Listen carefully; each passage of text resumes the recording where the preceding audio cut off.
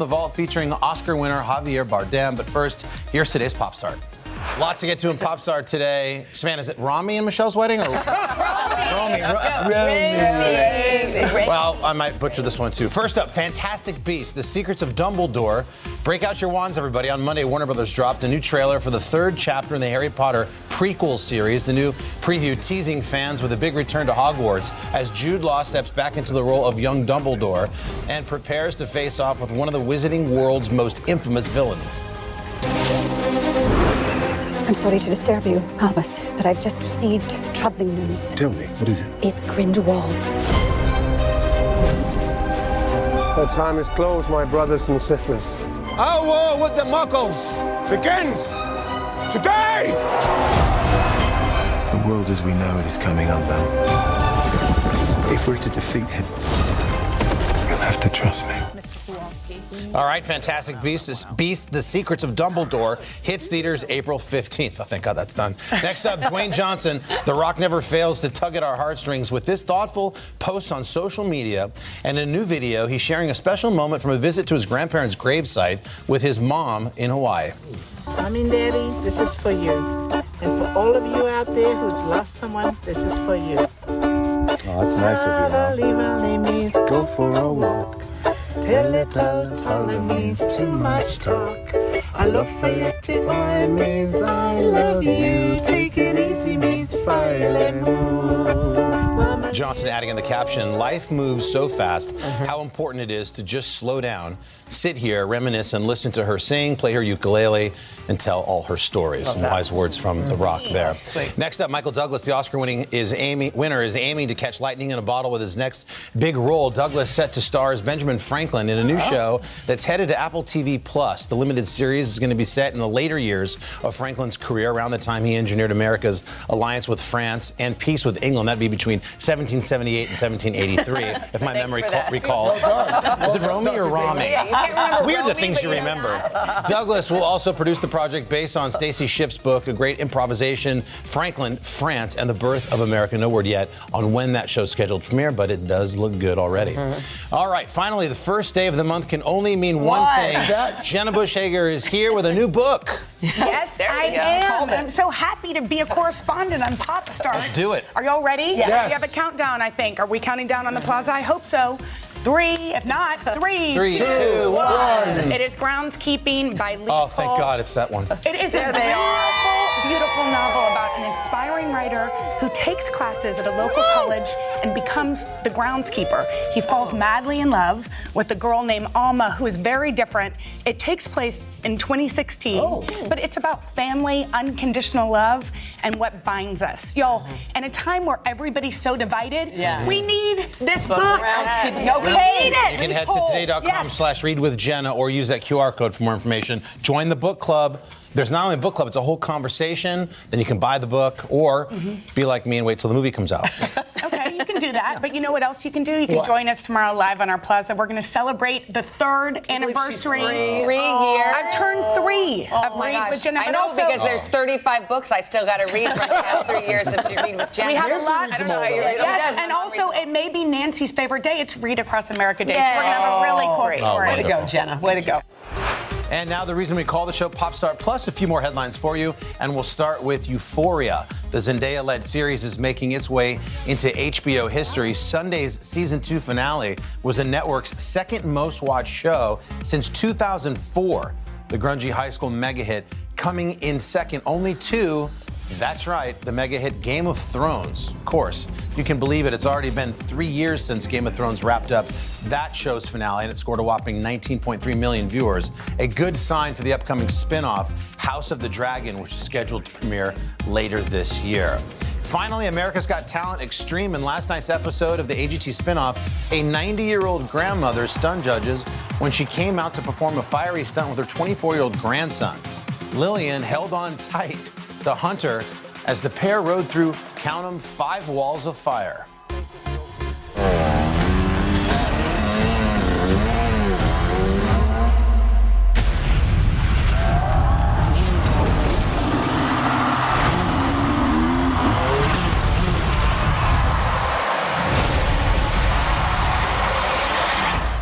Well, there's the extreme part of AGT Extreme. No surprise, all three judges gave Lillian and Hunter a big yes. And that's going to do it for your Popstar Plus headlines, but we got a lot more coming up. Anna Chlumsky is going to give us a glimpse into her new miniseries that a lot of people are talking about.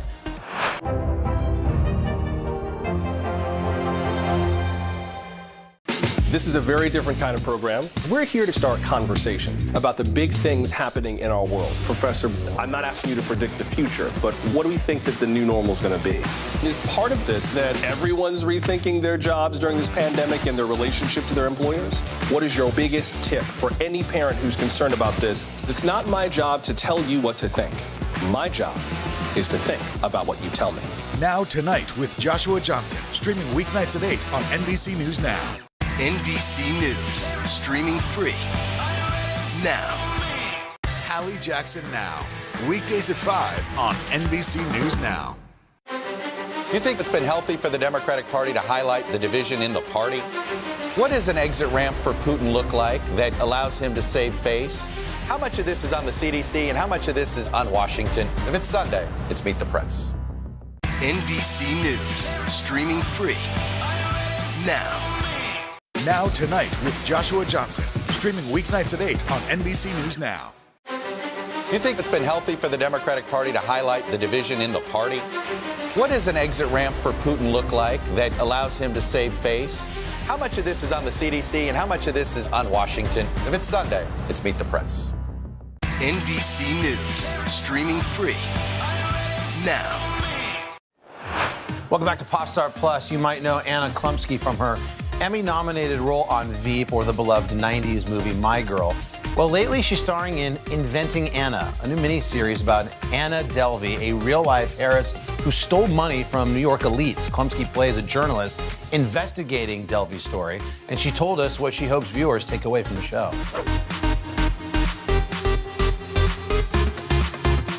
I think Anna Delvey, I didn't know anything, and it was really fun when I told younger people like my brother or something that I'm going to do this show about this young woman who conned a lot of people, and then my brother's like, Anna Delvey, he was so excited, and yeah, so I got to come to it this way. I might have a story. Her name is Anna Delvey, or Anna Sorokin, no one's sure. She's either a rich German heiress or she's flat broke. The charges are insane. Shonda was interested in a lot more than just adapting a salacious, kind of rich people story, right? She was interested in so much more about how people treat each other, how people deal with each other, who's privy to whose information, why? What are the sanctions for? Are the sanctions correct? Do they need to be adjusted? How far can you get into somebody's life without harm being done? All of these things. She is everything that is wrong with America right now. I hear I'm famous. I mean, I know why our telling of it captivates me, but it's honestly still a question I have of what about her actual story has lasted this, already, it's got legs and people still care about it. And I think that's wonderful. Obviously, selfishly, I think it's wonderful. But it is sort of surprising. But yeah, we're living the actual phenomenon of her gripping personality. She definitely does remind you of the types of people that do kind of just grip on the people that they meet, and they just make them want to please them. And so I think that society is doing that in a weird way, and I'm part of it. Millions of dollars. Hi, Anna. I just had some questions. I have a question. What's you wearing? You look poor.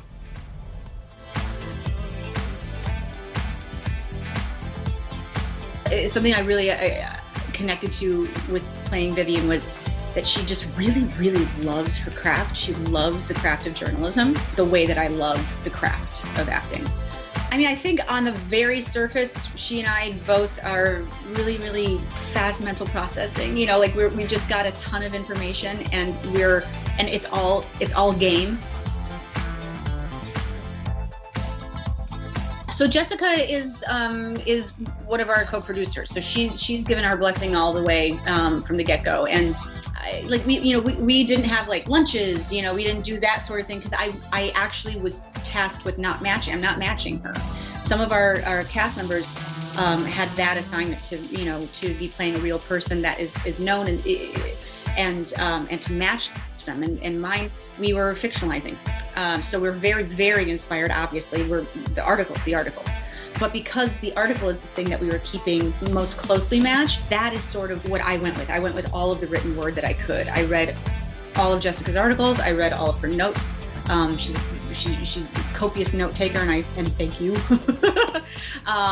Especially as we were discussing for such a cerebral character, it almost feels like the written word you're gonna unlock a lot more through their voice on the page, and I just felt like it was that was my way in. It was like it was like a decoding the written word, and I loved that. It helped me with all my choices.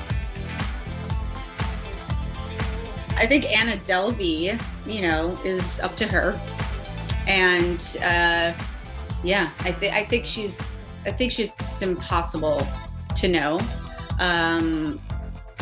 I've never met her personally, so I'm not going to really get into who she is, but again, another question: how much can you ever know a person, right? Is the way you see green the way I see green? None of us are gonna know, like, ever. So yeah, and it's for her to know, and it's for other people to determine how much it matters to them.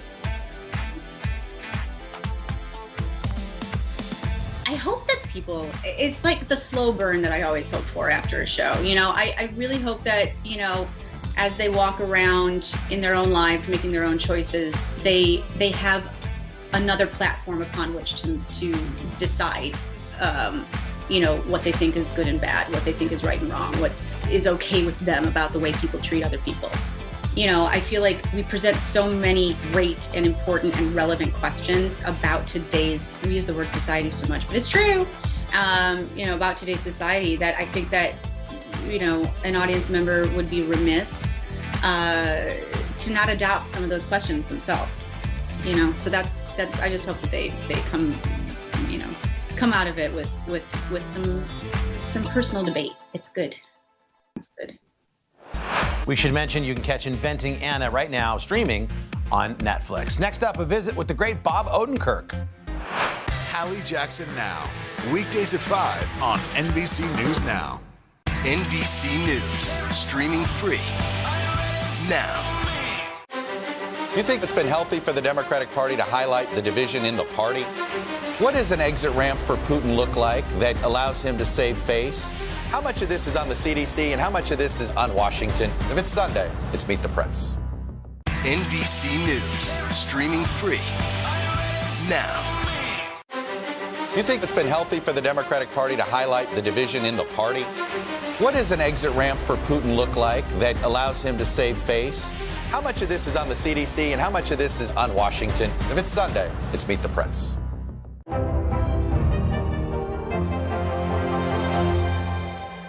NBC News, streaming free now.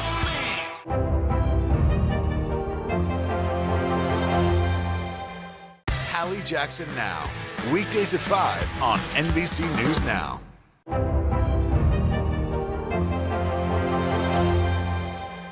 Now Tonight with Joshua Johnson, streaming weeknights at 8 on NBC News Now. You think it's been healthy for the Democratic Party to highlight the division in the party? What does an exit ramp for Putin look like that allows him to save face? How much of this is on the CDC and how much of this is on Washington? If it's Sunday, it's Meet the Press.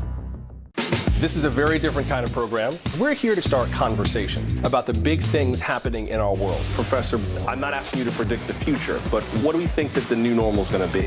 Is part of this that everyone's rethinking their jobs during this pandemic and their relationship to their employers? What is your biggest tip for any parent who's concerned about this? It's not my job to tell you what to think. My job is to think about what you tell me.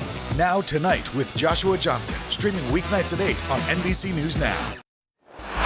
And we're back on Popstar Plus. Bob Odenkirk is unmistakable for his roles, of course, in Breaking Bad and Better Call Saul. Now in the new memoir, comedy, drama, he put pen to paper about his own career in showbiz. And he told us all about it today in Studio 1A.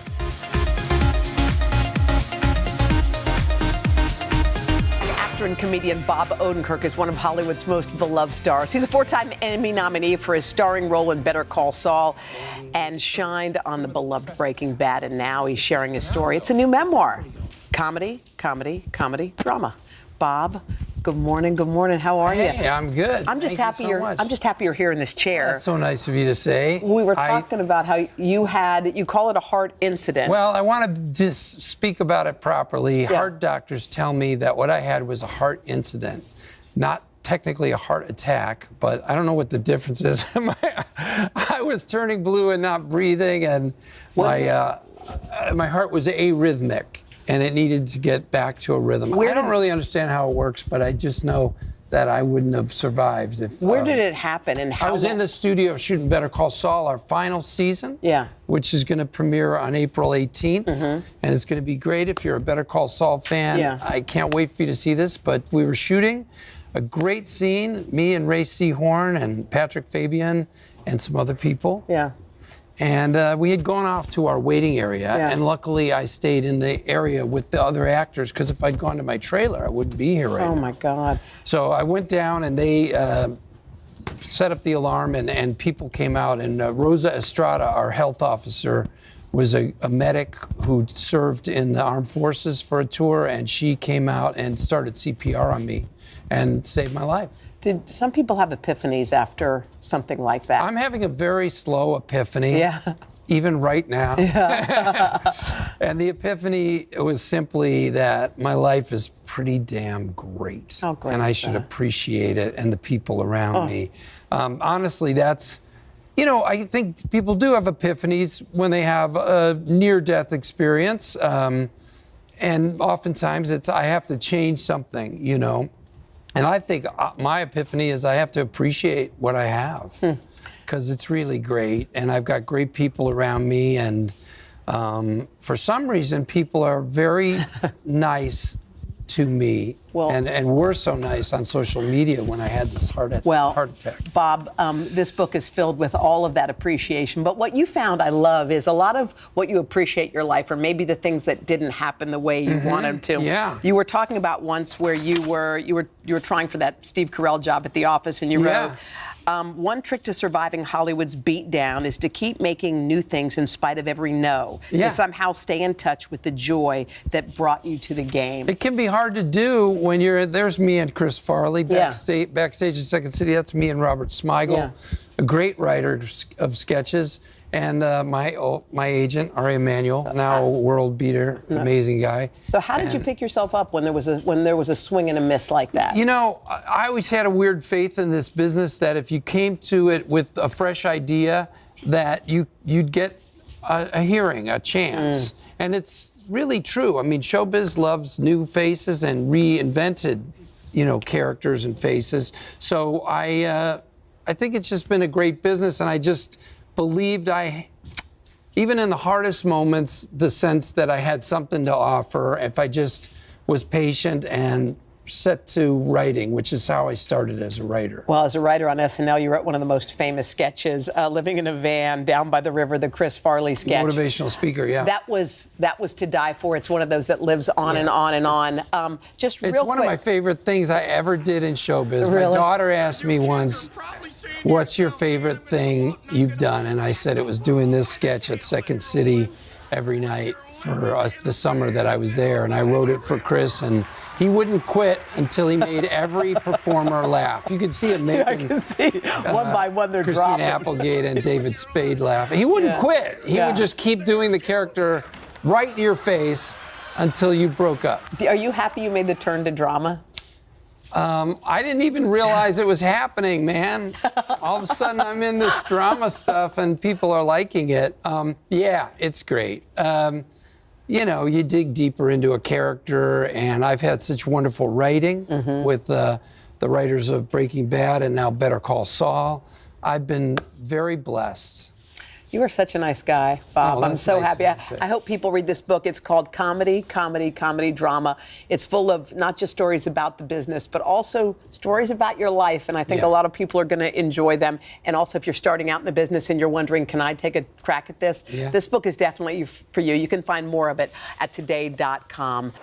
Love Bob Odenkirk. Mr. Show, one of my favorite shows to this day. Bob Odenkirk's new memoir is available now. And coming up, we're dedicating our From the Vault segment to Oscar winner Javier Bardem. Now Tonight with Joshua Johnson, streaming weeknights at 8 on NBC News Now. This is a very different kind of program. We're here to start conversation about the big things happening in our world. Professor, I'm not asking you to predict the future, but what do we think that the new normal is going to be? Is part of this that everyone's rethinking their jobs during this pandemic and their relationship to their employers? What is your biggest tip for any parent who's concerned about this? It's not my job to tell you what to think. My job is to think about what you tell me. Now Tonight with Joshua Johnson, streaming weeknights at 8 on NBC News Now. Hallie Jackson Now, weekdays at 5 on NBC News Now. You think it's been healthy for the Democratic Party to highlight the division in the party? What does an exit ramp for Putin look like that allows him to save face? How much of this is on the CDC and how much of this is on Washington? If it's Sunday, it's Meet the Press. This is a very different kind of program. We're here to start conversation about the big things happening in our world. Professor, I'm not asking you to predict the future, but what do we think that the new normal is going to be? Is part of this that everyone's rethinking their jobs during this pandemic and their relationship to their employers? What is your biggest tip for any parent who's concerned about this? It's not my job to tell you what to think. My job is to think about what you tell me. Now Tonight with Joshua Johnson, streaming weeknights at 8 on NBC News Now. Now Tonight with Joshua Johnson, streaming weeknights at 8 on NBC News Now. Welcome back to Popstar Plus. Javier Bardem earned another Oscar nomination this year, his fourth, if you're keeping track at home, this time for his portrayal of Ricky Ricardo in Being the Ricardos. Of course, he won the Academy Award for his performance as a psychopath assassin in No Country for Old Men. What a movie that was, back in 2008. Well, he spoke to Today about that part. Here is today's From the Vault.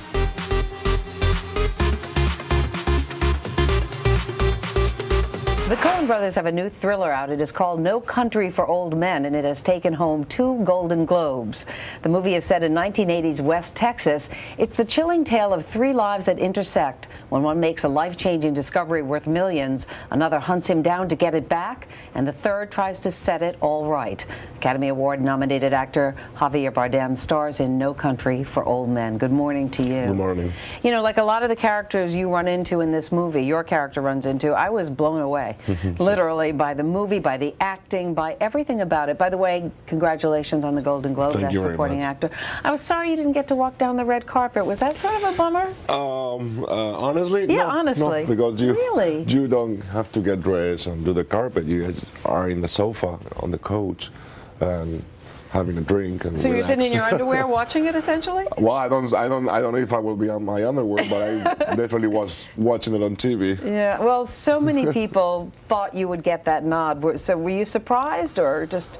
I'm quite surprised about everything, I have to say. Since the very first moment I did the movie, having in mind that I'm a Spanish actor doing a movie with the Coen brothers, that's quite a surprise. So everything beyond that is kind of a gift for me. I think it's extraordinary the impact that the movie No Country for Old Men has had in people, Why and do you will have in think it's? people. Why do you think it's had that impact? I don't know, I think it's about the Coens, about their work, about their talent, about how they are able to put together such a big masterpiece of a book by Cormac McCarthy and put it out there in a very beautifully constructed way, but also easy for everybody, but at the same time profound in the way that there's a big statement behind the movie that makes the movie more powerful. It's beyond entertainment. It's something that it has its own weight. You know, you talk about the effort of the Coen brothers, but you yourself, you had to create this character, Sugar, and you had little to go on. Mm-hmm. In the book, about all you know is that the guy has blue eyes, which you don't have, and yet you create this very menacing presence with the gait and the toy causing and obviously the killing. How do you even go about creating Sugar? What was the process like for you? I guess it's about really trying to bring what he represents, which is kind of the symbolic idea of violence, into a human behavior, which unfortunately we are aware of that in a lot of behaviors out there. We are part of the violence, and we have violence inside. Whether we like it or not, we have to face it, and we have to really control it. He can't, and that's the way you have to more or less understand where he's coming from, what he wants, and try to put it out there and create this character that is just that, a violent machine. But was it hard to inhabit that character? Because just to watch you is difficult. I don't know. I don't think it was especially hard. It was very hard to wear that haircut, but it's not really hard to be him just because it's just fiction. It's not something that you take with you when you get back to the hotel. Yeah, tell me about the haircut, because a lot of thought went into that. Well, that's a very good idea of the Coens. They did it. It came from them, and I think it's very helpful because it make the whole character totally insane, because it goes so against what he represents, this beautiful Prince Valiant kind of haircut, that it's totally, I don't know, opposite of what it should be. Now, after you play a role like this, do you want to just do something lighthearted, silly? Well, yeah, maybe. I don't know. I don't think in that terms. I just think about what the quality of the role is, and if I mean, I don't want to kill anybody else in the next I'm glad couple to hear of that. years in movies. I mean, so, no, I'm sure. Yeah. Well, it's a pleasure to meet you. Thank you. Congratulations. Good luck with the Oscar nomination. Something tells me we'll be hearing your name a lot more in the weeks and months ahead. Thank you. And guess what? It just so happens to be Javier Bardem's birthday today. So Javier, happy birthday to you out there. Another Pop Star Plus in the books. Tomorrow we've got one of the stars of the Gilded Age. Until then, bye-bye.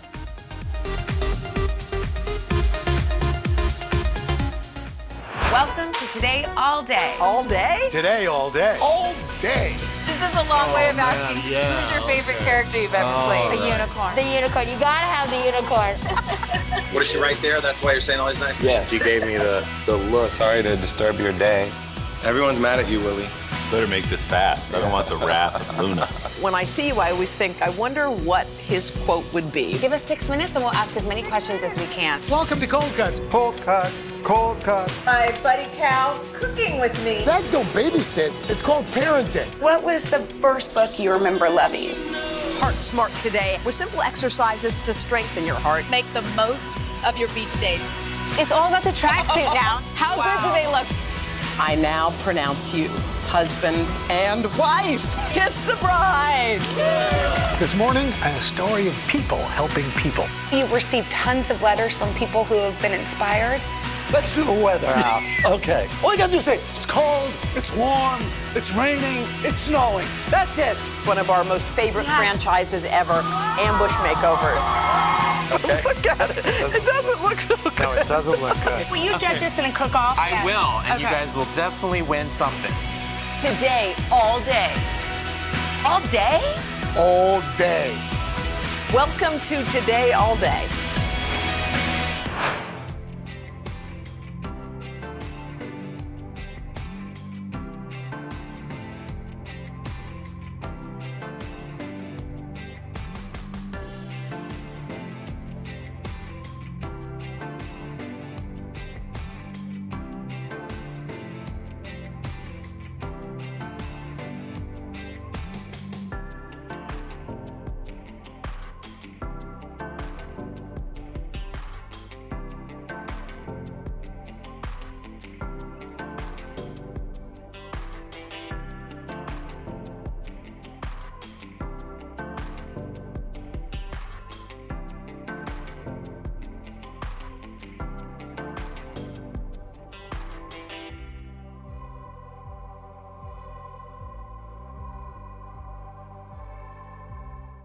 I'm Shop All Day contributor Chassie Post, and each week I'm here with the must-have fashion and beauty products at a price you'll like in Style Finder. I'm Shop All Day contributor Macron Dovu, and I'm bringing you industry insiders and those in the know to share all the buzzworthy products sweeping social media and influencer trends. And I'm Shop Today editorial director Adriana Brock, and I know shopping trends. I seek out new and notable products so you don't have to in editor's picks. This is Shop All Day, Today Bestsellers. Hi, I'm Chassie Post, and we're back today with a new episode of Shop All Day. And today, we are all about bestsellers. We did our homework and found best-selling and cult favorite products in fashion, hair, beauty, even a must-have for your furry friend. Yeah, we can't forget about them. So get ready to take notes, or we've actually made it easy for you. See that QR code at the bottom of your screen? You can use the camera on your smartphone to scan it for instant access to the products on the show today, or you can text SHOP to the number below to shop all the products we're sharing with you today. So let's get to it. Get ready, everyone. This is the Amazon coat, the cult favorite, the #1 bestseller, the viral sensation that shoppers cannot get enough of. So it's from Orly, and I have to tell you that this coat is as warm and cozy as it looks. But what I think shoppers love so much about it is its fashion and function. Yes, it's 100% down, and the brand says it is water resistant, it is even wind resistant, but it is also really, really stylish. To me, it looks like a designer jacket for a fraction of the price. And I think shoppers really respond to its really modern style. So it's got 6 big functional pockets, but it kind of gives it that cargo look. Plus, it's got that very on-trend oversized silhouette. It's boxy, it's modern looking, and it hits at a really, really flattering part on the leg. So it gives you a little bit more coverage so you can run around town in your leggings. And check out the interior. I just love this orange contrast. And the hood, it's this plush Sherpa fabric. And it comes in lots of different styles, lots of different colors. And I have to tell you, every time I walk down the street, I see these. It is just that popular. Next up, how about a best-selling jogger with over 82,000 ratings? These are the Track Cuff joggers by Leggings Depot, and shoppers say they can't get enough of these must-haves. First of all, they're a really flattering silhouette. They're sort of a hybrid between a legging and a slim cut jogger, and they're made out of this buttery soft material that the brand says actually happens to be moisture wicking, so it gives them lots of versatility. You can wear them while you're lounging around at home, or you can wear them in the gym.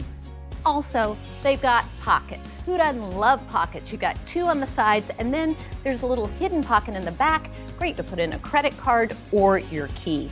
And they come in so many different colors and patterns. So it is no wonder that these are such a mega bestseller. Moving on to the #1 best-selling flat on Amazon, these are the Amazon Essentials Women's Belize Ballet Flats. And these flats have over 37,000 ratings. That's a lot of passion for a ballet flat. But I totally get it. I'm passionate about my ballet flats. Why? Because whenever I wear them, I feel so pulled together. They are a classic. They have been a huge trend since 1940, and they're not going anywhere. And there are lots of iconic ballet flats out there that are a really high price point. So when I find a great looking ballet flat for an incredible price, I'm sorry, I get really excited. And these are a great price and a great style. They have a wonderful, flexible rubber sole, and that's one thing that you don't always see on a ballet flat. Sometimes the soles are really thin and made out of leather. So I love that with these you get a little shock absorption, and the footbed is really soft and plush. And these come in so many different styles and colors. Here we've got the black patent leather, which is a never go wrong. It's gonna go with everything in your closet. And I love the metallic gold. They've also got leopard print. They've also got suede-like finishes. They have such a great selection. Next, This item is not only one of the best-selling bags on Amazon, it's also a personal fave. So this is the Greenwald Crossbody Bag by Aldo. And I have to tell you, I love anything crossbody. I wear my crossbody bag every single day. Why? Because I love being hands-free, and also it actually adds a little jazz. It acts as an accessory when I wear it. So I can be running around town in leggings, I'm wearing my crossbody, and I look pretty stylish. But let me tell you what I like so much about this bag. First of all, it's got two of the biggest accessory trends we're seeing out there this season, and that is the quilting detail and the chains. And with quilting, I love that this has this modern quilting, this sort of angular geometric style, which I think is really chic. Also, the chains. I love a chain. I mean, look how stylish that is. And in my opinion, the size is really perfect. It's about 12 by 7 inches, so it fits your essentials without being bulky. And it comes in some really great colors and even patterns on these classics, the bright red, the patent leather again, and this wonderful neutral. They even have some great faux snake patterns. Now onto some mega best-selling beauty. This shampoo brush and scalp massager from Hida has over 105,000 ratings and is a top seller on Amazon. So what I think is so exciting about this massage brush is that you can use it in 3 different ways. You can use it in the shower to help give your hair a great shampoo, and you can also use it as a scalp massager. You don't even have to be in the shower. And I also think that this is a great brush to use as a detangler once you get out of the shower. Next, we have a rinse out hair product called the 8-Second Wonder Water from L'Oreal that Shop Today editors are loving, and they're not alone. This is a really popular product, and what it does is you put it in your hair after the shampoo, you rinse it out, and the brand says it helps to give your hair shine, and helps to smooth your hair, and helps to give it a little bit more body. And last but not least, let's talk mascaras. This is the Maybelline Sky High Waterproof Mascara, and it is a beauty fan fave. The brand says that it's infused with bamboo extract and fibers, so it helps to give you, more voluminous lashes, and the brand says that it doesn't get flaky or smudge. Also, here's something I really like about it. Check out the mascara wand. It's called the Flex Tower Wand, and that really helps you get in there with those tiny little lashes that can sometimes be hard to reach. And lastly, waterproof, right? Sometimes waterproof mascaras can feel hard and heavy. This mascara is also infused with rosehip oil, according to the brand. And what's so great about that is it helps make your lashes feel a little bit lighter, which I think shoppers really appreciate in a waterproof mascara. And the price is right. Let's run through our products one more time. We've got the Amazon Orlay Thickened Down Jacket, the Cuff Joggers, the Ballet Flats, the Aldo Greenwald Crossbody Bag, the Shampoo Brush and Scalp Massager, 8-Second Wonder Water, and the Maybelline Sky High Waterproof Mascara. And just so you know, Today works with affiliate partners and earns commission on purchases made through our links at today.com.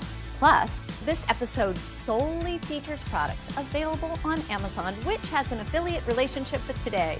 That's it for Style Finder. You won't want to go away. We have Grammy award-winning artist and entrepreneur and Real Housewife of Atlanta, Kandi Burruss, with more of her favorite bestsellers. I wonder what made her list. Stay tuned. Hallie Jackson Now, weekdays at 5 on NBC News Now.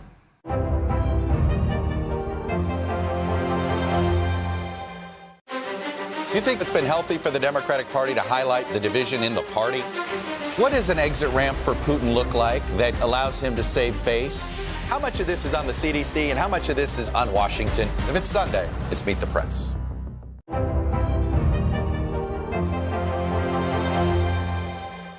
Now Tonight with Joshua Johnson, streaming weeknights at 8 on NBC News Now.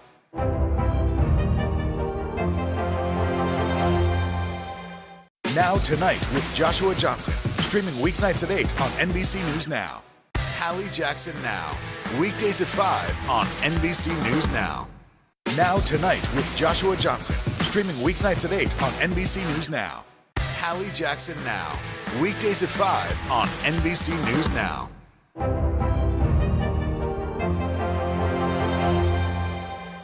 Hallie Jackson Now, weekdays at 5 on NBC News Now. This is a very different kind of program. We're here to start conversation about the big things happening in our world. Professor, I'm not asking you to predict the future, but what do we think that the new normal is going to be? Is part of this that everyone's rethinking their jobs during this pandemic and their relationship to their employers? What is your biggest tip for any parent who's concerned about this? It's not my job to tell you what to think. My job is to think about what you tell me.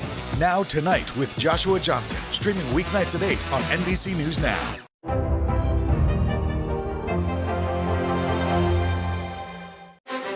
You think it's been healthy for the Democratic Party to highlight the division in the party? What does an exit ramp for Putin look like that allows him to save face? How much of this is on the CDC and how much of this is on Washington? If it's Sunday, it's Meet the Press. NBC News, streaming free now. Hallie Jackson Now, weekdays at 5 on NBC News Now. Now Tonight with Joshua Johnson, streaming weeknights at 8 on NBC News Now. Hallie Jackson Now, weekdays at 5 on NBC News Now.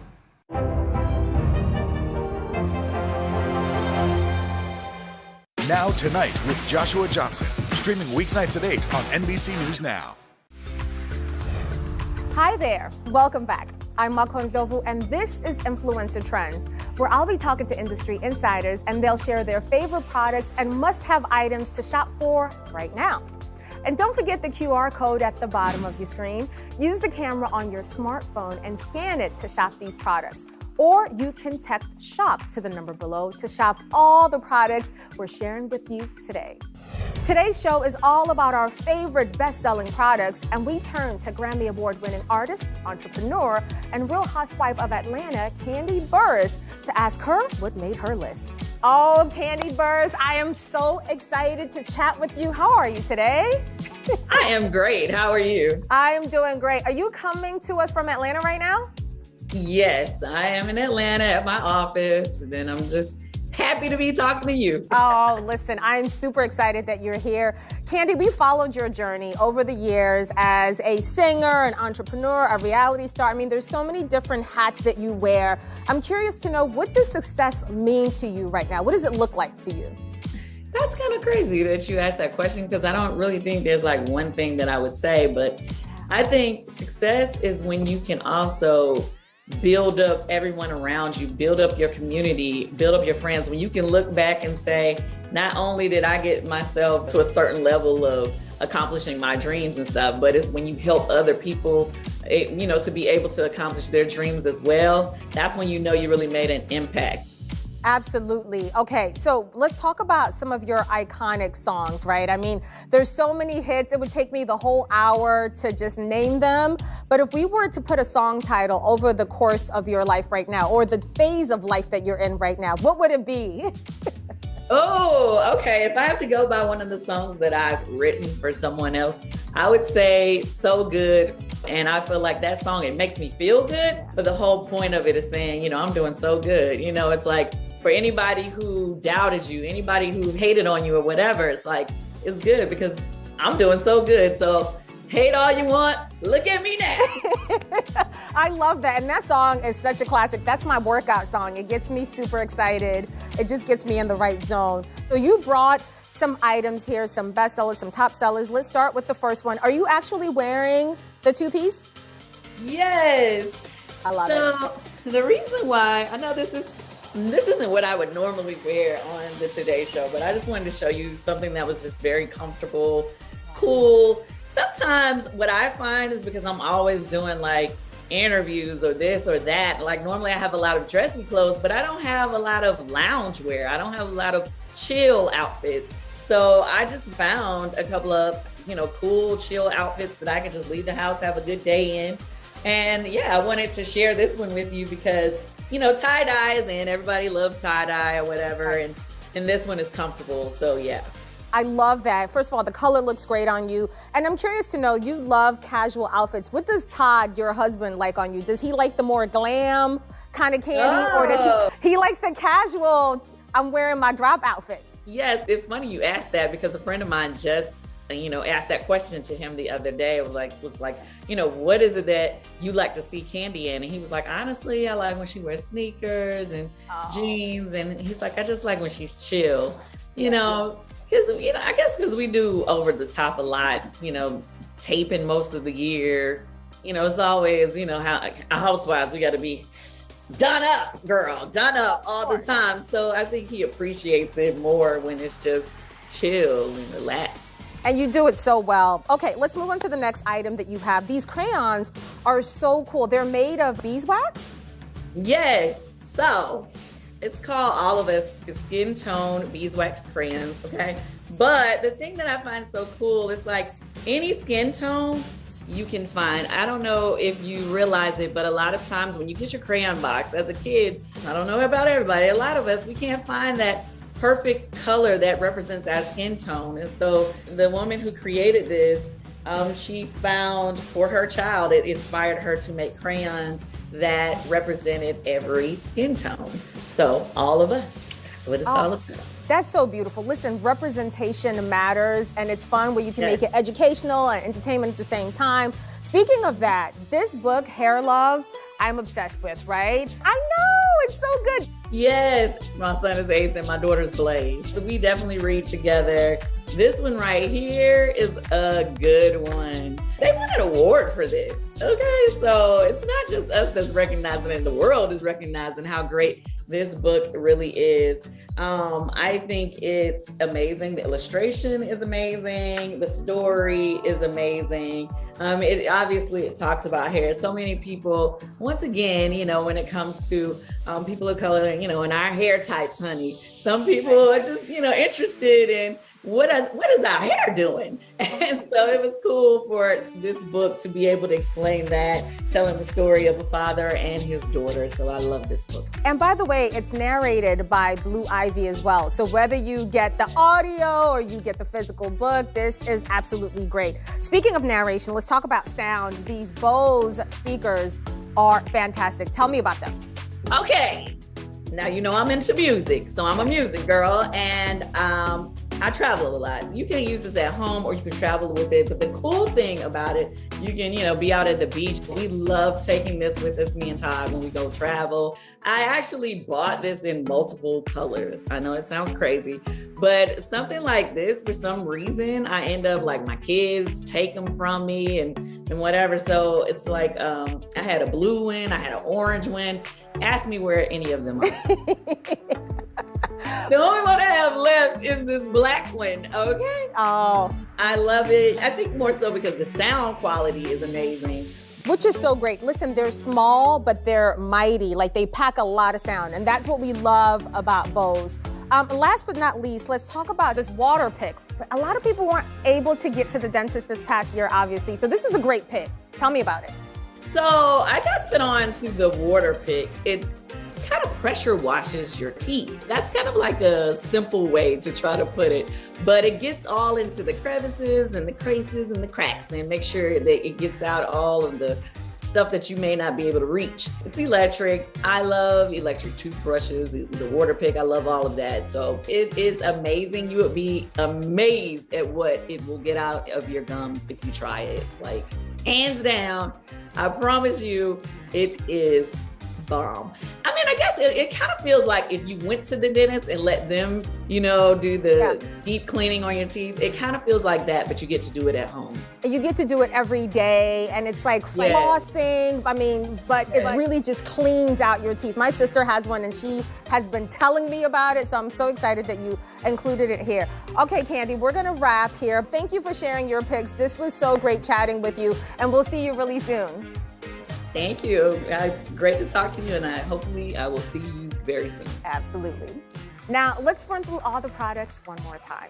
the Drop Women's Fleece Sweatpant and Sweatshirt, the Natural Beeswax Skin Tone Crayons for Coloring, the Hair Love Book, the Bose SoundLink Color 2 Portable Bluetooth Wireless Speaker, and the Waterpik Sonic Infusions 2.0.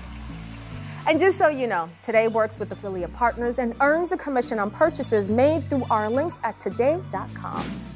Up next, Adriana Brock continues with more top sellers, including a launch from the brand behind one of the most popular facial razors. Do you use one? You don't know what it is? Stay tuned.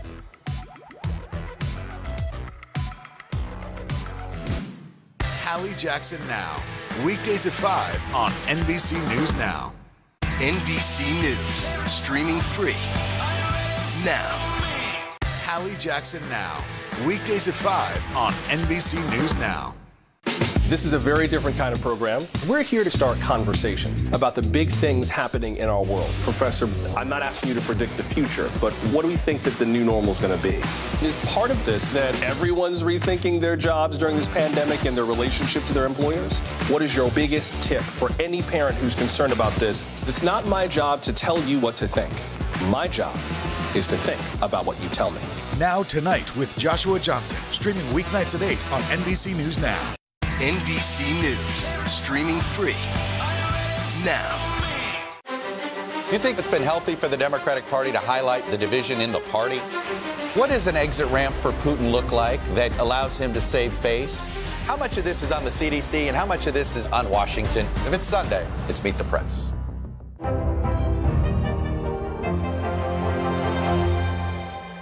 NBC News, streaming free now. This is a very different kind of program. We're here to start conversation about the big things happening in our world. Professor, I'm not asking you to predict the future, but what do we think that the new normal is going to be? Is part of this that everyone's rethinking their jobs during this pandemic and their relationship to their employers? What is your biggest tip for any parent who's concerned about this? It's not my job to tell you what to think. My job is to think about what you tell me. Now Tonight with Joshua Johnson, streaming weeknights at 8 on NBC News Now. Now Tonight with Joshua Johnson, streaming weeknights at 8 on NBC News Now. You think it's been healthy for the Democratic Party to highlight the division in the party?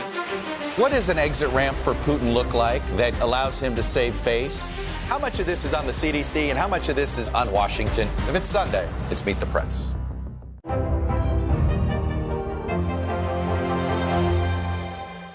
Hallie Jackson Now, weekdays at 5 on NBC News Now. NBC News, streaming free now. Now Tonight with Joshua Johnson, streaming weeknights at 8 on NBC News Now. Hallie Jackson Now, weekdays at 5 on NBC News Now. Hey everyone, welcome back. I'm Adriana Brock, and we've been having so much fun showing you products today that all of our viewers can't get enough of. And we're not done yet. I have more must-have items that happen to be bestsellers. And if you have a furry friend like I do, well, I have a popular product for them too. And remember, see that QR code at the bottom of your screen? You could scan the camera on your smartphone to scan it for instant access to all the products on the show today. Or you can text SHOP to the number below to shop all of the products we're sharing with you today. All right, so let's get started. This first one is a long sleeve turtleneck top that makes a great wardrobe staple. And it's also loved by so many editors on the Shop Today team. It combines the classic look of a turtleneck with the comfort of an oversized silhouette, which makes it a winter must-have. We really love this sweater because it comes in a wide range of sizes and colors, and you can easily style it with anything in your closet, from your favorite pair of leggings for a casual look or a pair of jeans and boots for something a little bit more elevated. Today.com readers really love this style, but they're not alone. It actually has over 22,000 reviews on Amazon. And this next product is also a winter essential because you're gonna need this in your beauty routine. It is a brand new launch from the brand behind one of the most popular facial razors that our editors love. And it is so cool because Schick Hydro is a dermaplaning tool, and it's a wand that helps improve the look and feel of your skin by gently sweeping away dull skin and peach fuzz. This tool also has a really cool ergonomic design, so when you're using it, it's really easy and it has a smooth edge, so it's gonna glide through skin. And one of the bonus parts about this is it comes with a few refills. So it's definitely one of those beauty products you didn't know you needed. This product is really great. And another beauty basic everyone should be using this winter is a hydrating serum from CeraVe. This is a tried and true brand that the Shop Today team and Today.com readers really love. It's super affordable and it's packed with hyaluronic acid, which is an ingredient a lot of dermatologists recommend to replenish skin's hydration. So think of a serum as a concentrated version of a face cream, and you put the two together, you're gonna get this incredible hydrating serum that's perfect for dried out winter skin. The Shop Today editors really love this little bottle and say it packs a punch. One of our editors on the team actually joked that it's kind of like a drink of water for your skin, and I say, what more could you ask for? Okay, and moving on to home, we have these really cool pantry organizers. So I love a product that does more than one thing, and this is it. So this is a great product to organize everything from a jam-packed refrigerator to all the kids' snacks. You keep the produce in one place, and even your beauty products. So really versatile. What I love about them too is that you could stack them together in a nested style, so when you're not using them, they don't take a bunch of space up, but you can also stack them on top of each other when they are in use. You can also use these to organize the pantry, under the sink in the kitchen, or the bathroom. Either way, it's a really versatile piece that you're gonna use all over the house. And because they're clear, you're gonna see everything. You don't have to go digging around looking for stuff. Super easy. Plus, you can't beat the value. These also come in a pack of 8, 2 different sizes. This product is really great. And this next product is a Shop Today editor favorite that makes meal prepping so easy. It has 2 compartments. The first one up top stores about 1.5 cups of food in it, and then the one below stores 2 cups. And it also comes with cutlery, which is really great. And they're stackable, so they're not gonna take up a bunch of space. So you can still pack your full lunch in here. Another hack that I really like with this is you can get one different color for everybody in the family and assign everyone a different color so that they know that their lunch is ready to go. And if you love enjoying a glass of white wine or rosé, this cool tool is for you. The Wine Chiller Stick is a really quick and easy way to chill your favorite bottle when it's at room temperature. All you have to do is pour out 1 glass, and then you stick the tube in, and it's super easy to use. So all you have to do is stick it in the freezer like you're making a tray of ice, and then you get out your favorite bottle of wine, you pour out a glass, and then you put it in this chiller. It's super easy to use, and in just a few minutes, it's gonna cool your bottle and keep it that way. The design also has a rubber stopper, so you don't have to worry about drips or spills when you're done. All you have to do is wash it, put it in the freezer to store it until next time. And we can't forget about our furry friends. This cozy bed will keep them nice and comfortable. My dog Rocco really loves this bed, and so does my producer's dog Rosie. And we are not alone. This donut dog bed has over 53,000 human reviews. It's super popular on Instagram. It has a round, really cool design, and it's super fuzzy and shaggy to really keep them cozy and warm. And it also has a raised rim, so that's gonna give them the neck support that they need for their little heads. It also comes in a bunch of different sizes, so cats and dogs of all sizes can really enjoy this cozy bed. So let's run through the products one more time. We have the long sleeve turtleneck, the Chic Hydro Silk Dermaplaning Wand, the CeraVe Hydrating Face Serum, the Pantry Organizers, the Bent Go Stackable Bento Lunchbox, the Wine Chiller Cooling Stick, and the Calming Donut Dog Bed. And just so you know, Today works with affiliate partners and earns a commission on purchases made through our links at Today.com. And that's a wrap on Editor's Picks and our show today. This episode solely features products available on Amazon, which has an affiliate relationship with Today. It's been fun showing all of our favorite top sellers. Tune in next week for another episode of Shop All Day.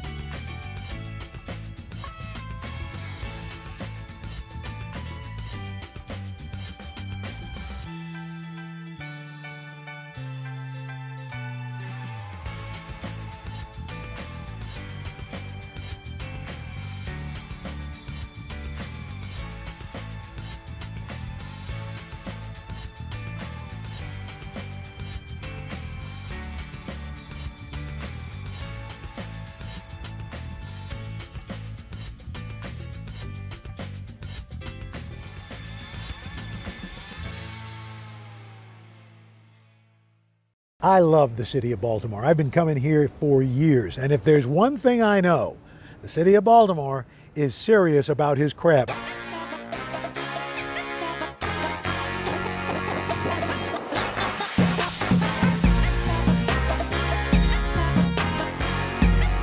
I love Baltimore crabs. This is the stomping ground of crabs. And I've been eating crabs since the time I could sit up at a table. It's a little spicy, salty, and savory all in one. If I could describe the taste, you can't. You just have to try it. You just have to try it. It's time to head out of Studio 1A and hit the road for a new kind of culinary adventure. Follow me as I taste some of the most iconic foods around the country and meet the families behind them. Together, we're going to learn how a good meal has the power to connect us to our past, our future, and each other.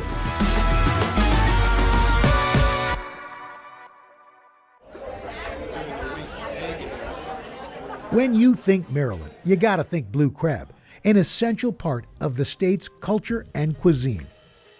And no place knows how to cook it up quite like Baltimore.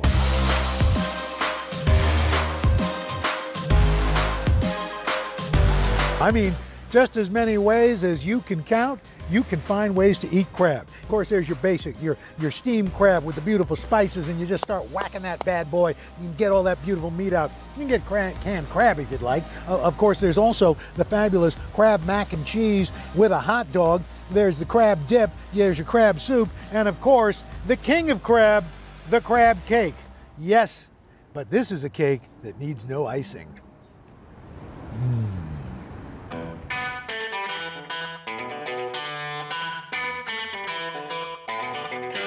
Crab cakes have been enjoyed by many for centuries throughout the Chesapeake region. But here in Baltimore, they're a way of life. And one of the city's most popular go-tos is tucked away just inside the world-famous Lexington Market. We're headed back to Houston today, and we wanted to have the best crab cake in town. We're from Orlando, glad to be here. People been coming to Fayetteville's for years. Yes. Ever since I was little, and I'm 25. People from all around the world come here to Baltimore just to grab a bite of the famous Fayetteville's crab cake. It's made with fresh Maryland crab and family love.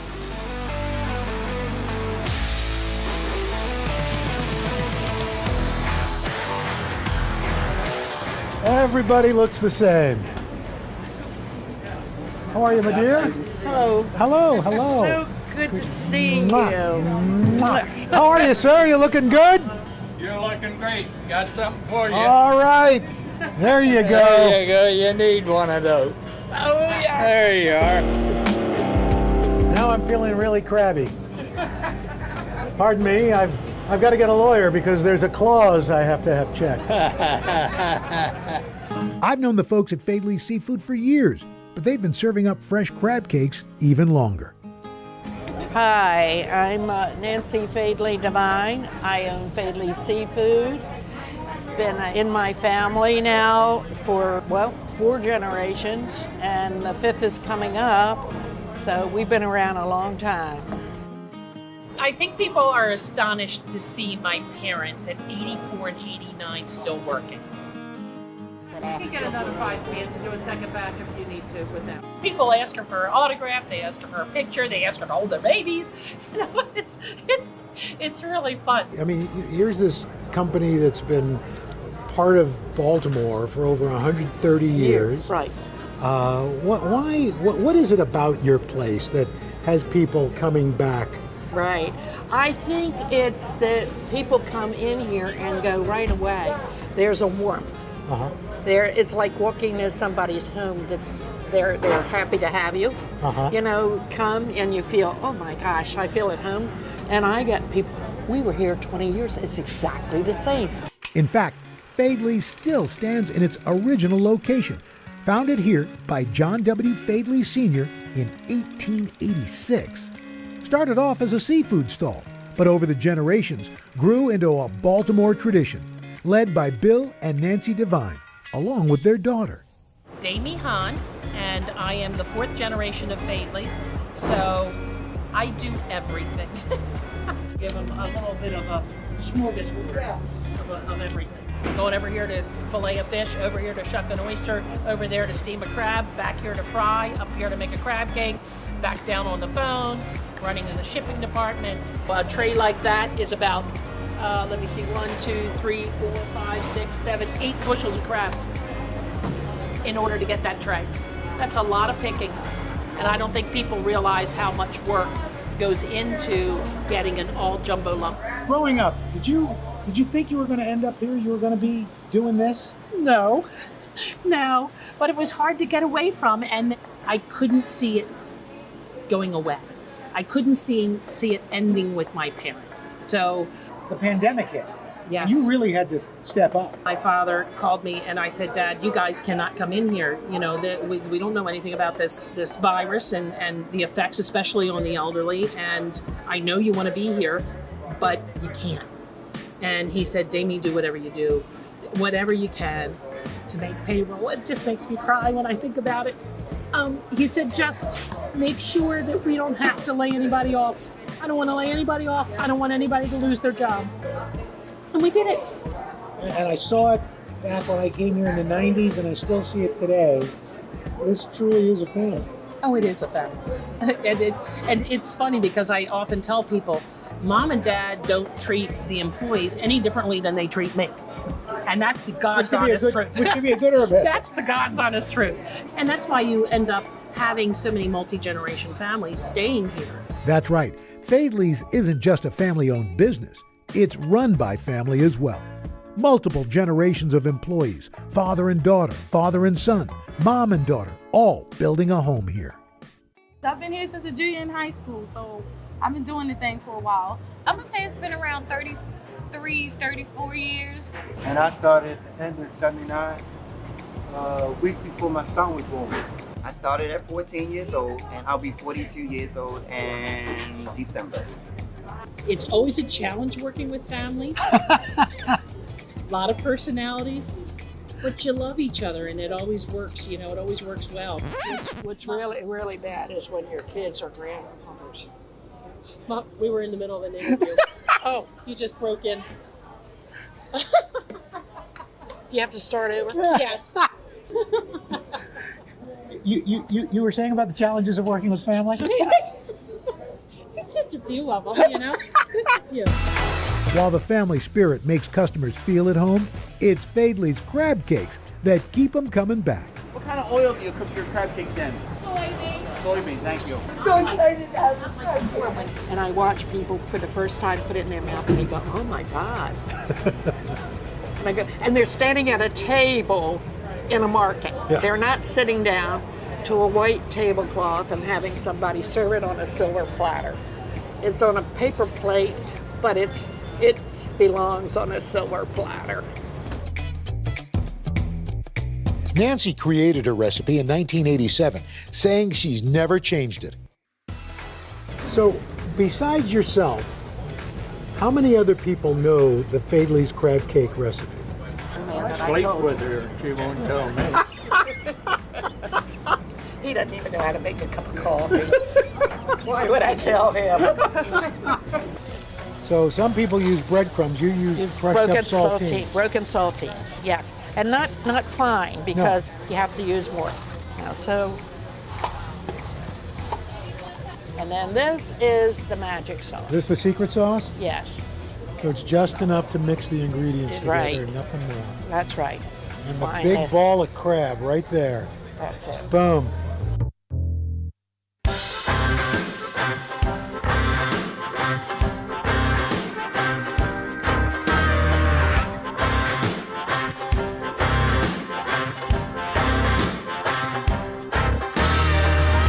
Oh, look at this. Oh, boy. Oh. It was just like I remember eating it 26 years ago. You know what? I'm told that all the time when people come in here. The best part about this is you haven't changed a thing. Now this is a legacy. Well, we know how the crabs end up, but how do they get them? Let's go find out. Coming up, the generations of black watermen who've made a living pulling in Maryland's most famous catch.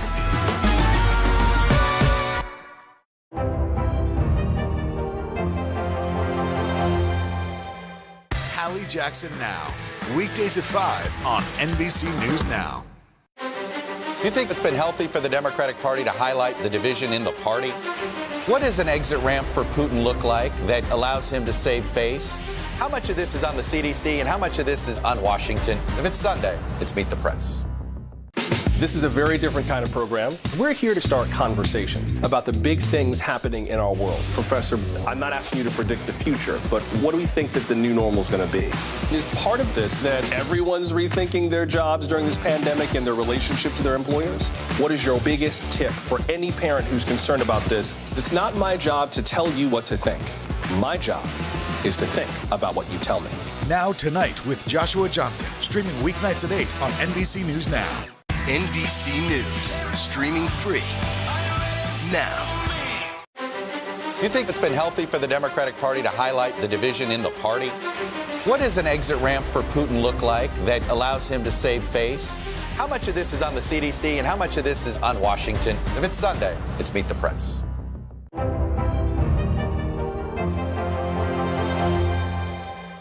Hallie Jackson Now, weekdays at 5 on NBC News Now.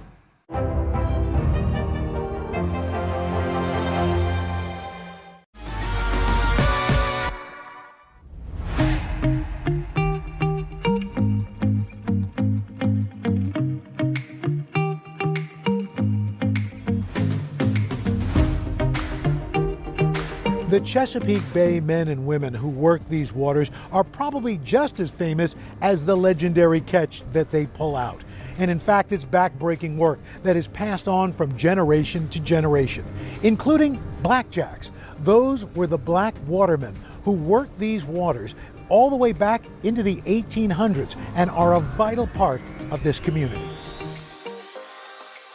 The Chesapeake Bay is home to a vast variety of seafood, but none as valuable or as well known as the blue crab.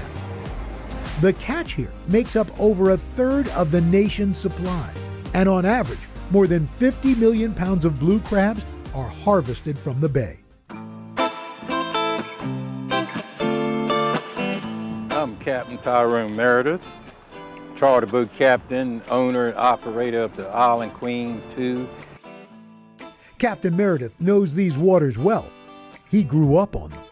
I'm the fourth generation waterman, and my great-grandfather, he worked on the water, my grandfather, and my father. We've been here ever since the 1860s, making a living working on the Chesapeake Bay.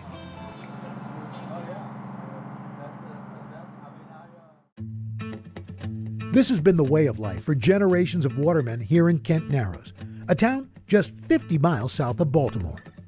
For hundreds of years, they've caught, processed, and sold blue crabs to markets up and down the eastern shore. By the mid to late 1800s, Kent Narrows had also become one of many unlikely havens on the bay for free and enslaved African Americans. There was more black watermen anywhere on the whole East Coast, probably in the United States. Those watermen, also known as blackjacks, forged their path to liberation on the water. Their expertise essential to the booming seafood industry.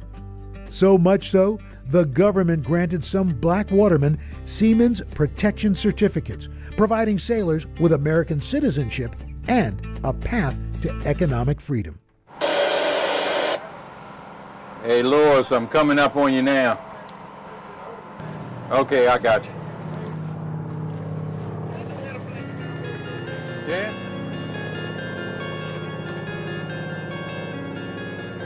How they biting today? This morning they did pretty good. Well, being out here is your own boss. You do what you want to do and got nobody to tell you, go get me this or go get me that. 75-year-old Lewis Carter still finds that same sense of freedom on the water today. He's also one of the last generations of black watermen alive. Every morning before the sun rises, he sets out to catch crabs in the bay. I started in 1961, I was about 15, and I've been at it ever since. Right now, I'm going down the line, and when I get to the other end, I'll throw it off. Crabs will come up on that bait. The pressure from the water pushes them back in this dipper. Okay, these are the big, large males. You put them in one basket. That's a female with red claws. Put them in one basket. He's one of the last Mohegans left. There's not too many people that still make a living from the water. Most of them moved away, got other jobs, and it's changing because it's harder to make a living from the bay. Crabbing season runs from spring into late fall, but changes in climate, cost, and labor have made each successive year more challenging. As younger generations take up new trades, there are less people working the waters and ultimately fewer black watermen. Back when I started, it was a plenty black watermen, but they died out and the younger ones never taking their place. In one way, it makes me feel bad, you know, and I don't think it'll be no chance no more black watermen. I really do believe that. Captain Meredith estimates there are fewer than a dozen black watermen on the bay. Like many of his peers, he's had to turn to other work. Back when I was crabbing teenager, I caught high as 50 bushel a day. Right now, crabbers catching 2 or 3 bushel a day. Now I started running charters, fishing charters, because crabbing started declining and the fishing was more lucrative money-wise. And educational. His charters are an opportunity to keep stories of the blackjacks alive for generations ahead. Although tradition on these waters is changing, one thing remains the same. Nothing tastes like the Chesapeake Bay Maryland crab. It's got that certain taste to them, and it's the only place like that in the world is the Chesapeake Bay blue crab.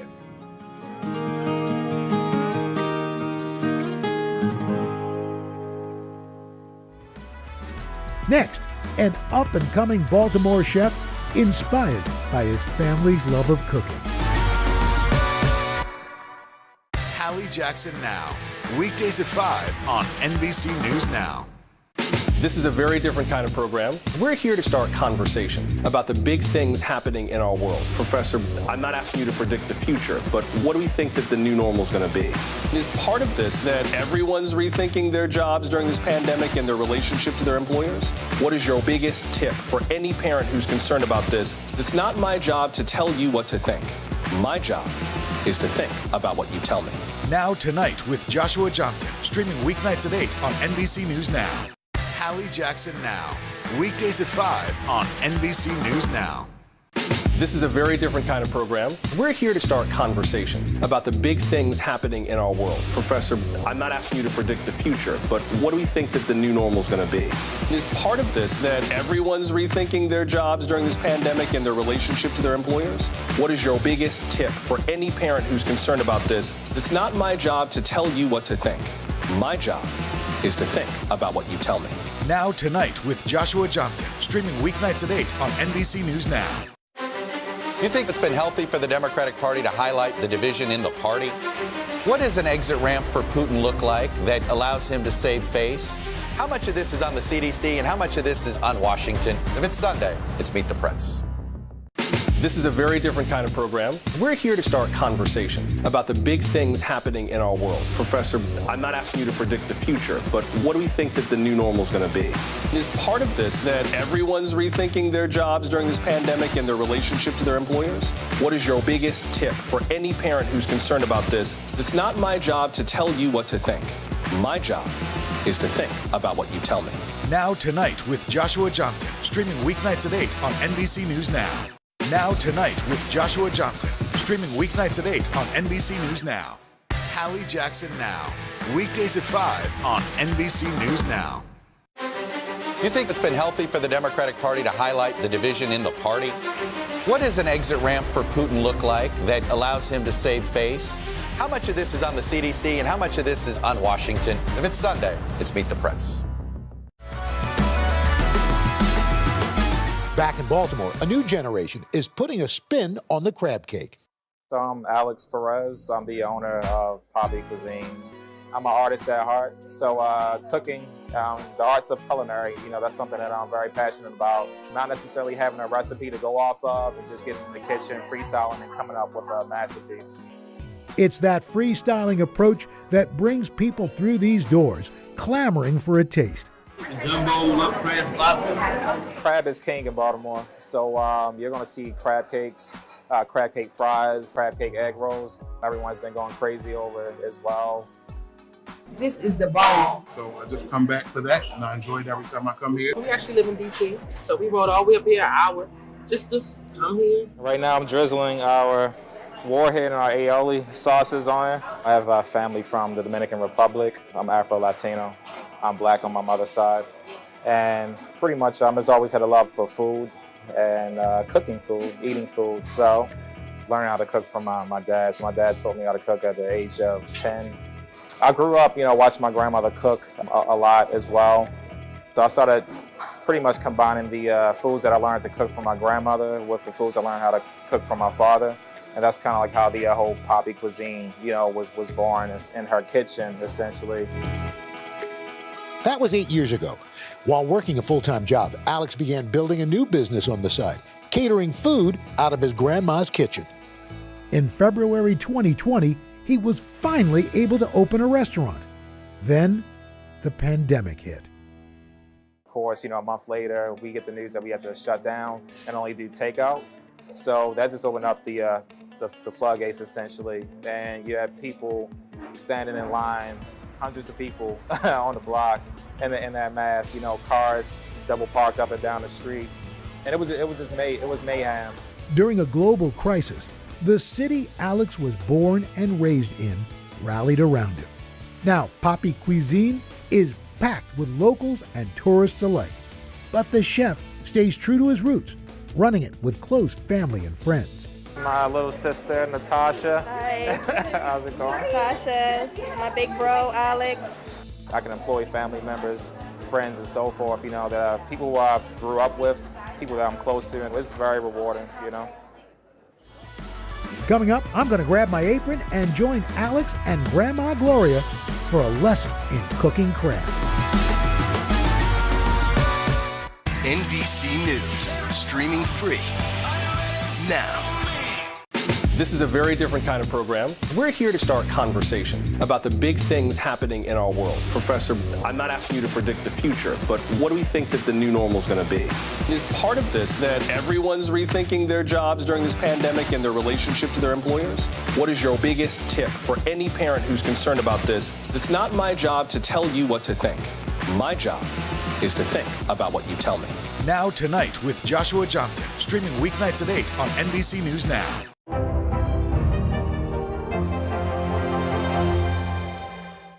This is a very different kind of program. We're here to start conversation about the big things happening in our world. Professor, I'm not asking you to predict the future, but what do we think that the new normal is going to be? Is part of this that everyone's rethinking their jobs during this pandemic and their relationship to their employers? What is your biggest tip for any parent who's concerned about this? It's not my job to tell you what to think. My job is to think about what you tell me. Now Tonight with Joshua Johnson, streaming weeknights at 8 on NBC News Now. NBC News, streaming free now.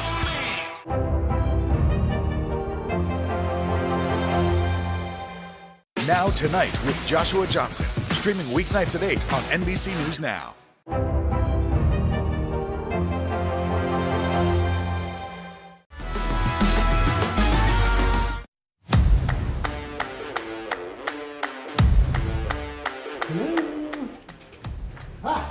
Hey, how's it going? Nice to meet you. I wanted to meet Alex and his grandma Gloria, the inspiration behind his cooking. So I dropped by their kitchen to say hello. Well, I know I picked up from my grandmother, my mother-in-law, and just put my own spin on certain dishes. I didn't follow it to the recipe to the letter. So you're able to ad-lib a little bit. Yeah, but he's always asked me when I fix a dish, well, what did you put in this? How did you do this? And I would tell him, I said, you don't have to follow to the letter, put your own spin. And Alex has done just that, turning the classic crab cake into an egg roll. Genius! The ingredients, simple. A pound of jumbo lump crab, panko breadcrumbs, aged cheddar cheese, egg roll wrappers, and a couple of sauces and microgreens to top it off. There's the star of the show, the crab meat. Put on an apron. I've got rubber gloves on. All right, patient's ready. So how do we get started, Alex? Yeah, so first what you want to do is we have some Maryland jumbo lump crab here. So for the most part, it shouldn't have much shells in, but typically I like to sift through it. Just gotta see if there's any shells, and if so, you can put the shells right back in this container. There you go. So Gloria, did you know you were helping raise a culinary genius? Well, no, but I know he liked to eat.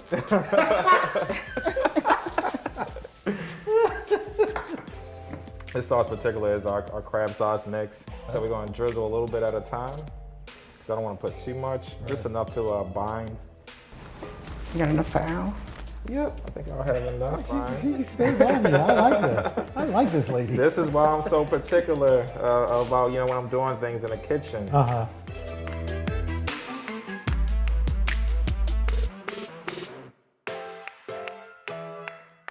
Gonna start actually rolling these things up. Yes. Why do you think this recipe is so popular at the restaurant, the most popular?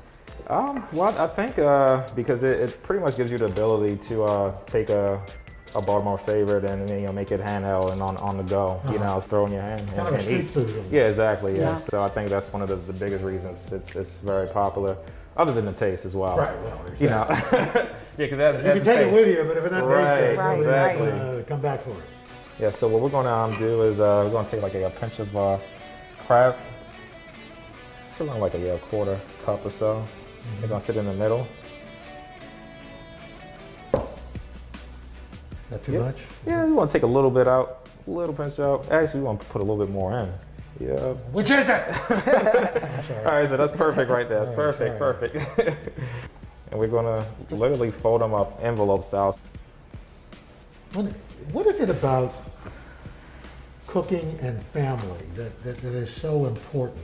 Yeah, I think for me, living a busy life as a business owner and a dad, a husband, and things like that, I feel like food is an opportunity for family to come together, talk about things, especially if you haven't seen each other in a long time. And it's a way for us to connect. So, here you go. Laura, is it true you've never done this before? No, I haven't. It's true.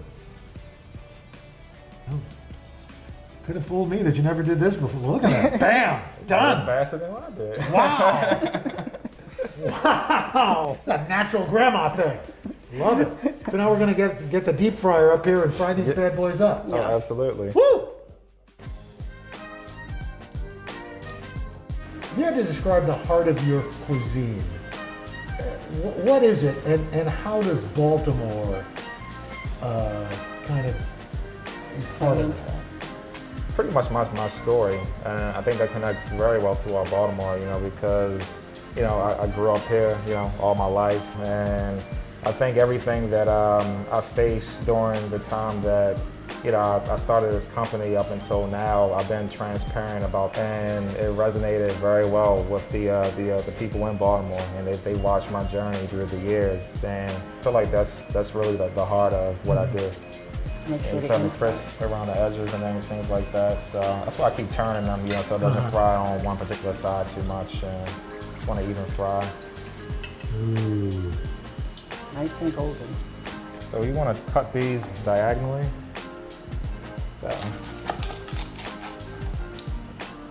So I'm going to drizzle. This is our aioli sauce, house made, and this is our warhead sauce right here. So the sauce is kind of sweet, has a tangy bite to it. Oh, kind of like Gloria. Yep, that's right. Well, I guess there's only one thing left to do. Yeah, and that's the piece. Yeah, yeah.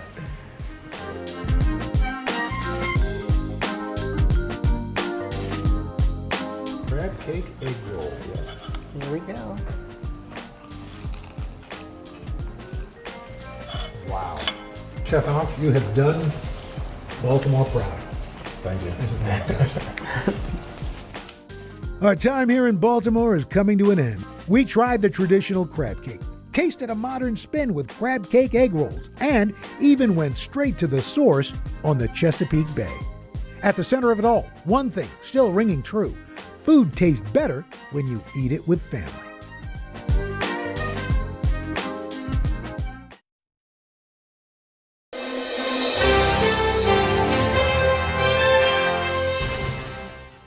So at the time, I was living in Paris. I was just a couple months out of college, and I was working as a paralegal and pursuing this other, stringer position on the side. And I hadn't been feeling well for a while. It started with an itch, and the itch blossomed into all kinds of mysterious symptoms. I was getting colds all the time and coming down with bouts of bronchitis. But the biggest symptom I had was fatigue. But of course, at 22, everyone is tired. Yeah. Everyone that I was hanging out with was working hard and going out at night dancing. And so I didn't really make much of it. And I went to see a number of doctors, all of whom, treated that specific symptom or ailment and sent me home. And toward the end of my time in Paris, I started to get the feeling that my doctors that I was seeing weren't taking me seriously. But I think the truth is I wasn't entirely taking myself seriously.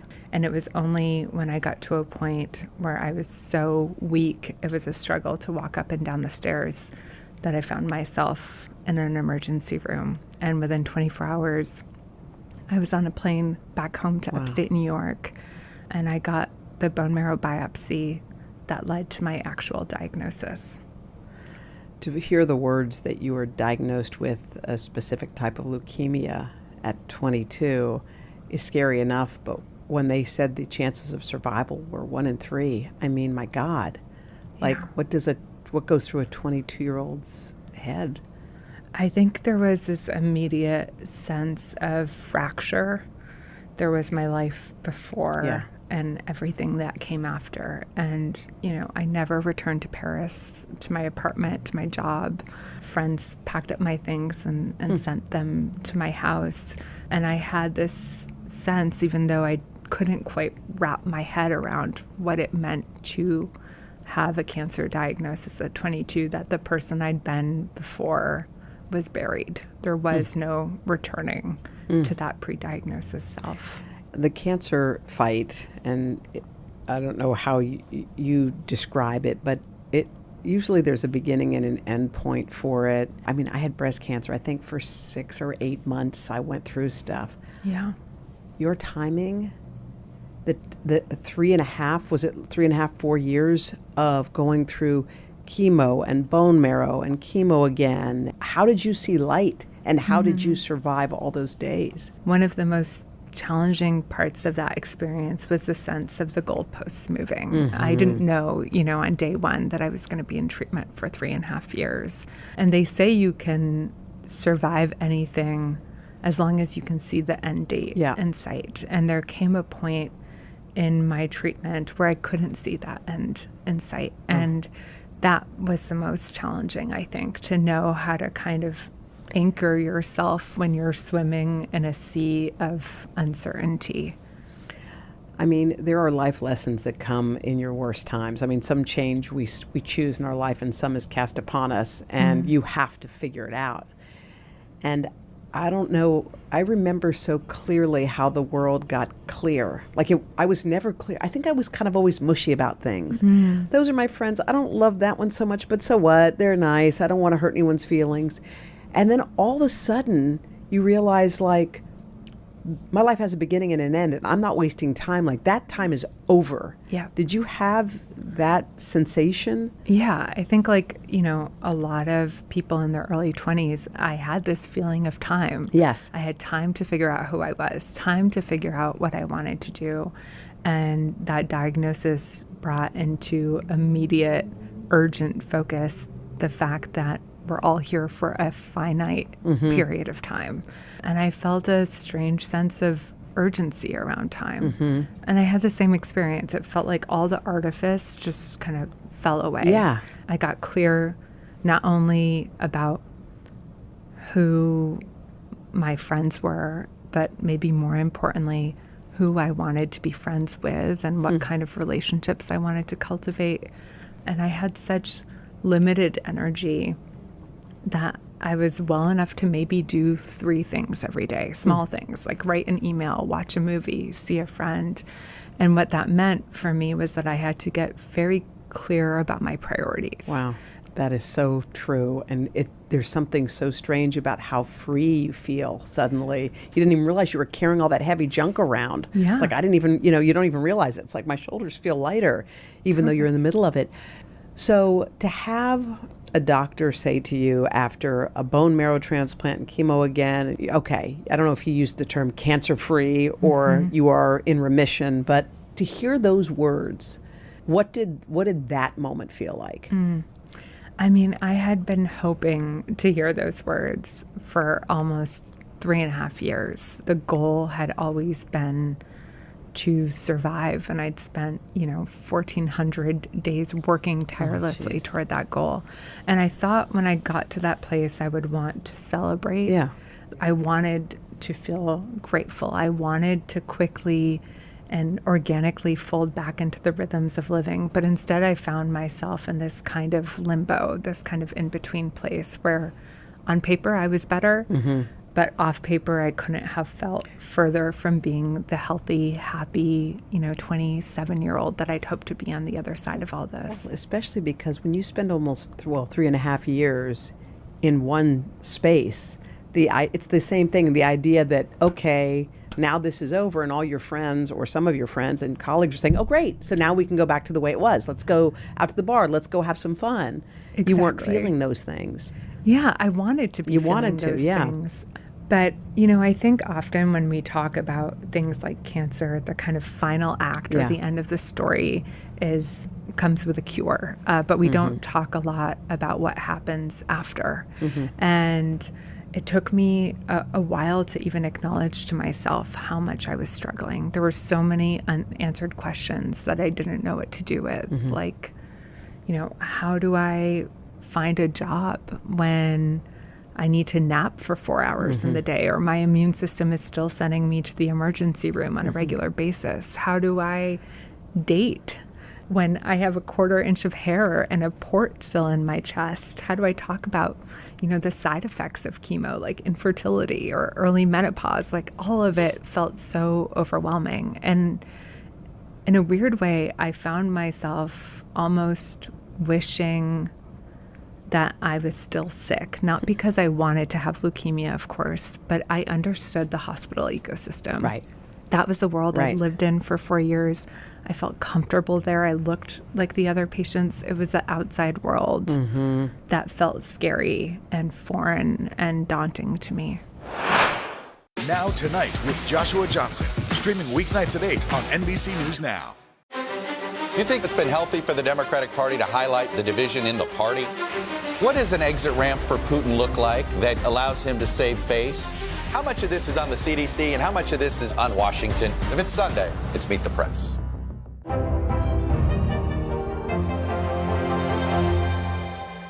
NBC News, streaming free now. Hallie Jackson Now, weekdays at 5 on NBC News Now. You think it's been healthy for the Democratic Party to highlight the division in the party? What does an exit ramp for Putin look like that allows him to save face? How much of this is on the CDC and how much of this is on Washington? If it's Sunday, it's Meet the Press.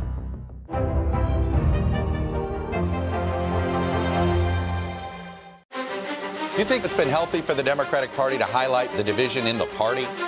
What does an exit ramp for Putin look like that allows him to save face?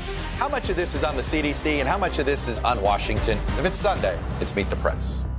Hallie Jackson Now, weekdays at 5 on NBC News Now. This is a very different kind of program. We're here to start conversation about the big things happening in our world. Professor, I'm not asking you to predict the future, but what do we think that the new normal is going to be? Is part of this that everyone's rethinking their jobs during this pandemic and their relationship to their employers? What is your biggest tip for any parent who's concerned about this? It's not my job to tell you what to think. My job is to think about what you tell me. Now Tonight with Joshua Johnson, streaming weeknights at 8 on NBC News Now. Now Tonight with Joshua Johnson, streaming weeknights at 8 on NBC News Now. Hallie Jackson Now, weekdays at 5 on NBC News Now. Now Tonight with Joshua Johnson, streaming weeknights at 8 on NBC News Now. This is a very different kind of program. We're here to start conversation about the big things happening in our world. Professor, I'm not asking you to predict the future, but what do we think that the new normal is going to be? Is part of this that everyone's rethinking their jobs during this pandemic and their relationship to their employers? What is your biggest tip for any parent who's concerned about this? It's not my job to tell you what to think. My job is to think about what you tell me. Now Tonight with Joshua Johnson, streaming weeknights at 8 on NBC News Now. So I loved your New York Times column. I thought it was so beautiful and riveting and moving. But what I loved so much more was when people reached out to you because they connected with you. You had this way that whether you were sick before or you weren't, or you knew, somehow people felt you, like you reached across and you grabbed them by the heart. And people wrote you letters. And you know, in this industry, sometimes you get a letter and you got beautiful letters and you read them, but then you did something totally amazing. Like I have not heard of someone doing this, but what did you do with those letters that you got? So, you know, in that year after I finished treatment, I was in the most lost place I've ever been. I knew I wasn't a cancer patient anymore. I knew I couldn't return to the person I'd been pre-diagnosis, but I had no idea who I was. And so I started thinking about these different rites of passages that we have in our culture, these kind of ritualized ceremonies that help us move through transitions, like baby showers and weddings and funerals. And I realized that there wasn't a kind of ritual or rite of passage when you emerge from a long illness. And I needed that. I needed time to reckon with what I'd been through and to reflect on who I wanted to become. I needed the space away from my home and my kind of cancer identity to really kind of come into my own. And so I hatched this kind of boondoggle of a plan, and I decided to learn how to drive. You didn't have your license? I did not have my license. I rented out my apartment and I borrowed a friend's car, and I ended up embarking on a 15,000 mile road trip across the country to meet some of the strangers who'd written me letters about their own major life interruptions and their own stories of transition. And they really, you know, those individuals, there were about 22 of them that I visited, became my sort of breadcrumb trail through the wilderness of survivorship. I was always prepared for the other shoe to drop, prepared for something to go wrong. And what I found instead in these encounters and on that road trip was that the world really welcomed me at every turn. I ended up, you know, staying on someone's fold-out couch. I stayed on a ranch in Wyoming with a family of survivalist ranchers. I visited a high school teacher in California who was grieving the death of her son. I went to a maximum security prison in Texas to visit a death row convict. And each of those conversations helped me gain a sense of perspective on my own predicament. But more than that, I think it showed me a way to reimagine community. And it gave me this sense of connection that at a time in my life when I felt so lost and so isolated, really helped me see a path forward. Are you happy? I'm so happy. What makes you happy now? The strange thing in the last year of this pandemic is I found myself living a version of the life that I had when I was sick, which is to say that my circle is much smaller. My life is quieter. And I don't know about you, but I have spent so much of the last decade striving and working and hustling, and I feel so privileged to get to do work that I love. But I've also been thinking about the way that working at that pace can be its own kind of trauma response. So this year for me, my goal has been leisure, which isn't to say I'm not working all the time. Of course you are. Yeah. But you know, these small moments that I've gotten to have in the last year of being at home with our dogs, of gardening, of hanging out with my partner, John. You know, it's so interesting because I sometimes think like life is full of exclamation points. It's like the good ones. You graduated from college, You meet a great guy, you have a baby, you get married, and then on the flip side, it's you get a sad diagnosis, somebody passes away, etc. But most of the days are just Wednesday in the middle.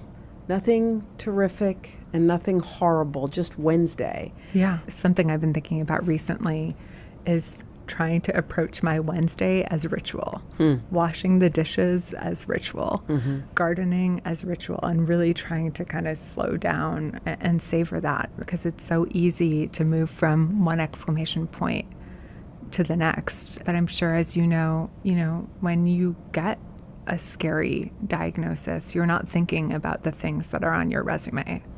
You're thinking about the people you love and wanting to spend time with them. You're thinking about the things that nourish you. And yeah, all the rest doesn't matter as much, and it falls away. We live in a country that has this culture or this anxiety around accomplishment. And in this season in my life, I'm trying very hard to resist that and to kind of center myself back in those things that I love, the same things that I loved as a little girl, the dancing and music and writing and family. Speaking of music has always been a big part of your life? Music has always been a big part of my life. Which explains your very handsome and awesome boyfriend.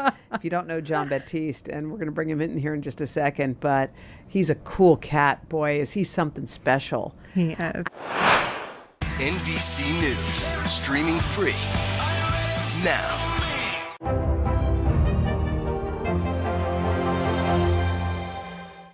This is a very different kind of program. We're here to start conversation about the big things happening in our world. Professor, I'm not asking you to predict the future, but what do we think that the new normal is going to be? Is part of this that everyone's rethinking their jobs during this pandemic and their relationship to their employers? What is your biggest tip for any parent who's concerned about this? It's not my job to tell you what to think. My job is to think about what you tell me. Now Tonight with Joshua Johnson, streaming weeknights at 8 on NBC News Now. Now Tonight with Joshua Johnson, streaming weeknights at 8 on NBC News Now. You think it's been healthy for the Democratic Party to highlight the division in the party? What does an exit ramp for Putin look like that allows him to save face? How much of this is on the CDC and how much of this is on Washington? If it's Sunday, it's Meet the Press.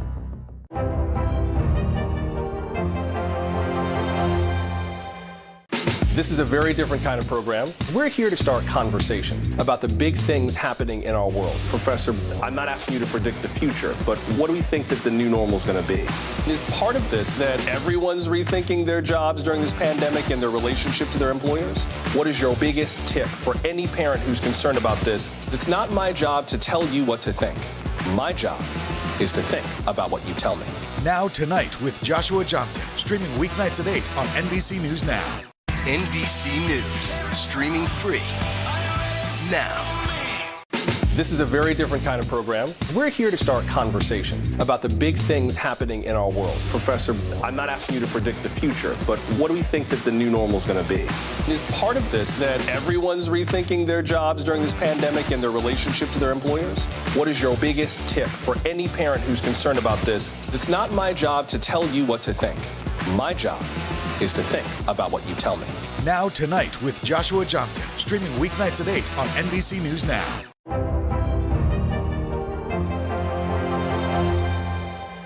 NBC News, streaming free now.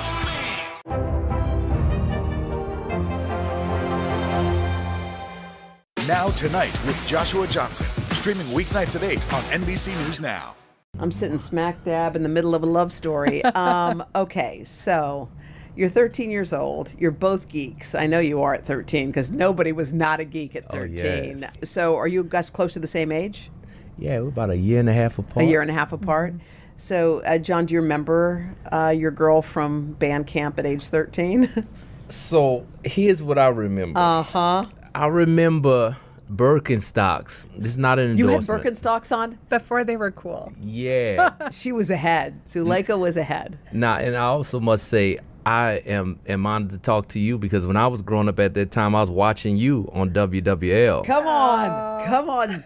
So when I was growing up in New Orleans, Kenner, Louisiana, you'd be on TV. My first time leaving was to go to this band camp. First time leaving home and being somewhere for the summer. You go somewhere for the summer for the first time, it's like a new world. Yeah. Where was band camp? Where were you? Saratoga Springs. Oh, so you took a big trip. This was not a nothing. All right.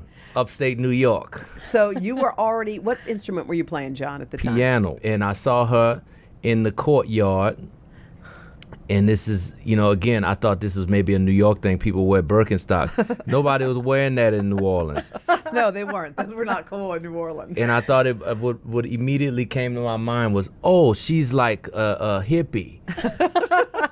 Like granola. Like that Crunchy vibe. granola. And how did you, at 13, did you have any confidence level at 13? Or were you like a lot of 13-year-old girls? You did? She did. Definitely. I was a 13-year-old going on 20. I thought I was far more mature than I actually was. That's impressive. Most 13-year-old girls feel so incredibly awkward. I was just coming out of what I call UDS, ugly duckling syndrome. I'd just gotten contacts for the first time to replace my bottle-thick glasses. Okay, so now at 13, that's when the crushes start happening. Was there a crush, or were you all just friends? No crush. Yeah. I was very much a late bloomer. So I was into music and video games and martial arts and chess, things like that. Eclectic. You got a nice array. All the nerdy activities. Yeah. I was about to say all the introspective kind of introvert activities. Yeah. So you see, so like when you saw him, did you just thought a nice kid, nice guy? I remember thinking he was a little strange because I think I tried to initiate a conversation and conversation was not happening. You were not into it? You just weren't a conversationalist then? I think there's a glorious awkwardness in coming into your own at that age. Yeah, and it's I think weird. It's strange, but a beautiful strange, and I feel like I've kept that until adulthood. But I still, I feel like we probably tried to speak, and at that time, anybody who I talked to, and she's always been a great communicator, always magnetic, always able to communicate. She's got it. The emotions that other people are feeling. I noticed that about her immediately. Yeah. But there was no crush. We linked later in college, and that's when we started to really become more friends. You know what's weird? On my first week at Juilliard, I was on the one train with my friend Michelle, and I had I hadn't thought about Jon since band camp several years earlier, which when you're a teenager feels like a decade. And I see this young man on the train who is singing to himself and playing the air piano. And people were kind of staring because even in New York, that's not a sight that you see every day. And I looked at him and I turned to my friend and I said, "That's Jon Batiste. What is he doing here?" And I said, "That's the man I'm going to marry someday." And I just blurted it out and forgot about it. I want to stop for a second. On the one train, you knew you were going to marry Jon? It was like one of those things you just say, and I didn't think about it, and I didn't give it much weight. So is that the last you see of her before you know she's not feeling well? No. We saw each other. This is in college, my first year, her last year of high school. Then she doesn't end up going to Juilliard. She goes to Princeton. Then at Princeton, she has this incredible time. We don't see each other. In passing, we see each other at performances here and there. We have mutual friends, but we're not really as connected. Yeah. Then she has a going away party because she's moving. You're moving to Paris. And I went to the going away party with a mutual friend of ours. But then that was when there was a spark at that party, the going away party. But she was going away. Going to Paris. So bye. That it was not, the timing. You were pining, Jon, a little. You're pining a little. We had a moment. We had a moment. Well, you got to have a moment. I mean, come on, going to Paris, y'all. There's love in the air. Yes. Okay, so let's fast forward to, how did you learn that Suleika was not well? So that same friend, Michelle, told me one day, we were playing, my band, we would play in public places often, not for money, just to bring the music, revelry, joy. We were playing in the subway one day, and she told me and I gathered the rest of my band, because at this time it was just a few of us, and I gathered the rest of them, and we went to the hospital. And you know, I hadn't heard that she was that ill until that moment. It was a real moment of clarity that I had to do something. And what I do is music. I just felt I needed to bring that to the situation to help in any way that I could. So that's what I did. But that must have been emotional, because you didn't expect to see her in that way. I guess there's an impact that a person has on you that you don't know the full extent of until you're in a moment of crisis. So it felt like I needed to do something in that moment. Even though we weren't super close friends, it felt like, oh, I really connect with this person. I respect this person, what she's all about, what I know of her. This is important. So that's why we went to the hospital. We played, and it was a beautiful experience. Did you feel like you were doing some good? Yes, I felt like we were doing good, but that was a special thing for our relationship, a special time to you know, you see each other through these different phases, and you see what a person is like when they're 13, 14. Then you see what a person is like at the beginning of college. Then you see what a person is like when they finish college and going out into the world. Then you see what a person is like when they're going through tremendous duress, the impact of that on their life, meeting the family, understanding, you know, how that impacts a whole community. But it's also a testament to Jon, because Jon is someone who shows up in the difficult moments and who keeps on showing up, not just for me, but for everybody. And he's always been that way. Well, you got to show them. You got to show people you love them. I urge everybody out there, you show the person in your life who you haven't told or you haven't shown your love, show them. So what's the future with you two? Well, we were talking about the kids that you have in your life. That's a beautiful thing to have family. We look forward to something in that realm. You know, there's complications. Yeah. You know, I don't feel like that is ever a barrier to family, because you can plenty figure of ways out. to make a family, right? Yeah, I think it's possible. It's all about love. Well, and I'll just say, like, I think one of my big anxieties coming out of this illness was finding a partner who understood that and who wasn't sort of scared of having hard conversations or awkward conversations around things. And I remember talking to Jon about infertility early on as a result of my treatment, and he said, there are many ways to make a family, and it's its own kind of creative act, and you've just been understanding and open in a way that I wish were the norm, but that I feel very grateful for. She's got to be real. Cool.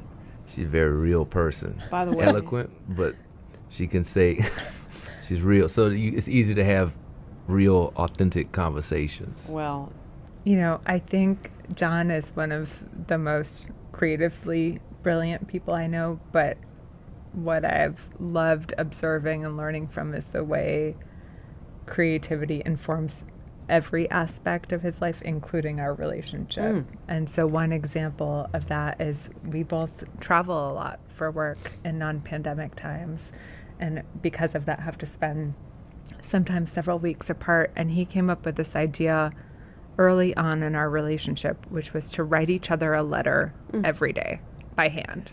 Instead of doing like your morning pages or writing in a journal, he would write a letter by hand, take a photo of it, and text it to me. And it brought me back to those letters that I got on the road trip. Wow. And I think that there's sometimes certain things that you can only say in the written word that you don't even maybe know you need to say that come out when you're writing letters. But you're always doing stuff like that. You're always finding creative ways for us to deepen our relationship and to stay connected. By the way, that is the most beautiful and thoughtful and smart. I was thinking, write a letter, but how are you ever going to get it? You take a picture and text it so you can actually read the handwriting. Brilliant. Right? Joel and I are stealing that. Thank you. I have to tell you, it's so beautiful because watching your story from the beginning unfold, and I've been reading and watching a lot leading up to this interview, and sitting here in this moment and looking at you two is so beautiful. Thank you. Love is in the air, baby. Oh. Yes. All right, Suleika, Jon, thank you guys so much. We appreciate you being on Making Space.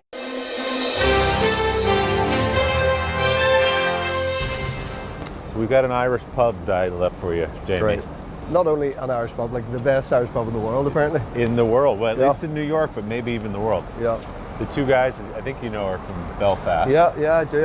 I feel like I know a lot of people who know them, but Yep. I've never met them. But I'm excited to go in here. The Dead Rabbit, love it.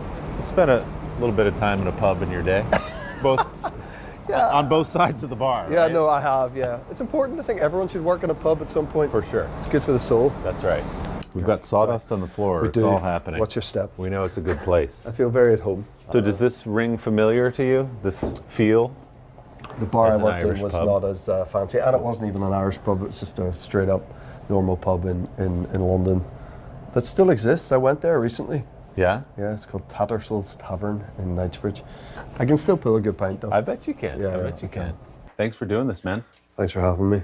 So let's talk about this incredible film, Belfast, which is so special to you for so many different reasons, not Yeah. just because of what a special movie it is and how well it's been received, but because it speaks to your life experience. Yeah. So when you heard that Kenneth Branagh was making this movie, what did you think before you were even involved in it? It's funny because I always felt like that Kenneth Branagh must have a story to tell from Belfast. You know, growing up there, I was acutely aware that Ken Branagh was from Belfast. So when I got that text from my agent saying Kenneth Branagh wants you to do his movie, it's called Belfast, and would love you to read it pretty quick, and he'd love to talk to you pretty quickly. You know, you don't get texts like that very often. It was during the first lockdown in the UK and Ireland, and the world, really. But I didn't know what I was doing work-wise. Nobody did. There's nothing shooting. There's nothing even talking about shooting at that time. So it was really pleasant just to even be in the realms of potentiality to be working, let alone working on this really truly brilliant thing. So Belfast tells his story from 1969 forward. It's Buddy is effectively him, a fictionalized version of him. Yeah. Your own experience in Northern Ireland came a little bit later than that. So what were those early conversations with Ken like about? Because the Troubles were different in the 1980s and 90s for you than certainly they were in the late 60s and 70s for him. He saw it all from its inception, from the very beginning of it, from normal everyday life being the same and being pleasant, joyous, even in the part of the city that he was in, to his world turning upside down overnight. You know, I've always, admitted that I had a very much more of a middle class background than Ken did. I was born in 1982, so 13 years into a 30-year conflict. But we still feel that, we're very connected as Belfast men and people from that place who understand, what it is to be from that place and the burden often from being from that place. You cannot be from that part of the world and not be negatively affected by, what went on there, and constantly scratching your head about why it went on for so long, and constantly trying to explain to people about it and help them understand. I've travelled the world for 20 years since I left Belfast, telling people I'm from Belfast. You wouldn't believe some of the reactions you get when you say you're from that place, What do they say? Well, people are just, amazed that you got out alive. People are like that, All the news footage from 70s, 80s, 90s that is beamed across the world of Belfast is horrific. You see rioting in the streets, you see, young kids throwing petrol bombs at the police. You see, aftermath of devastation after bombs. You see tit-for-tat killings based purely on religion, people being shot, waiting for buses. Like, that's all that people are getting across the world. So as a result, when you say you're from Belfast, people, they're like, Jesus. I'm like, you know what? It was actually, I had the most lovely childhood. And people who lived in way more working class areas than me had a lovely childhood too. Mm-hmm. But this was going on as a sort of constant backdrop. But the heart and the warmth of people in that city is like nowhere else in the world. I'm obviously biased, but I think all of Ireland are the warmest, friendliest, funniest, most resilient people, truly. And I think they've had to be resilient, and they've had to use humour to get through darker periods. The other piece that strikes you is how it turned, specifically in the case of this film, neighbor against neighbor. Sure. Where two people who were friends for their entire lives and knew each other as neighbors and helping each other out and looking after their kids, all of a sudden were throwing firebombs into each other's houses. How do you, for an American audience or someone from the outside, how do you explain that level of conflict where it did turn friends against each other? Yeah, I think, people were forced into taking sides, and there's a lot of that in the film of trying to get Pa, my character, to align himself with a particular movement. And many people just didn't want to do that. That's why it's so important to see this film, to see how normal, hardworking people who didn't ask for it, weren't adding fuel to the fire, weren't becoming tribal. And Ken's family weren't like that. Most families weren't like that. They just wanted to live in peace and didn't want the disruption.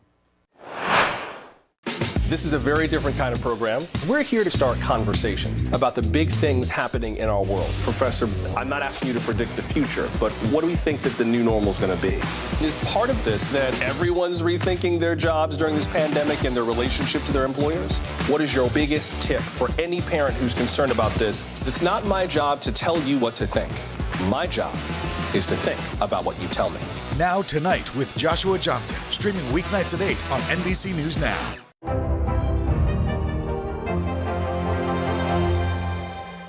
Hallie Jackson Now, weekdays at 5 on NBC News Now. Now Tonight with Joshua Johnson, streaming weeknights at 8 on NBC News Now. NBC News, streaming free now. You think it's been healthy for the Democratic Party to highlight the division in the party? What does an exit ramp for Putin look like that allows him to save face? How much of this is on the CDC and how much of this is on Washington? If it's Sunday, it's Meet the Press. Now Tonight with Joshua Johnson, streaming weeknights at 8 on NBC News Now. NBC News, streaming free now. You think it's been healthy for the Democratic Party to highlight the division in the party? What does an exit ramp for Putin look like that allows him to save face? How much of this is on the CDC and how much of this is on Washington? If it's Sunday, it's Meet the Press.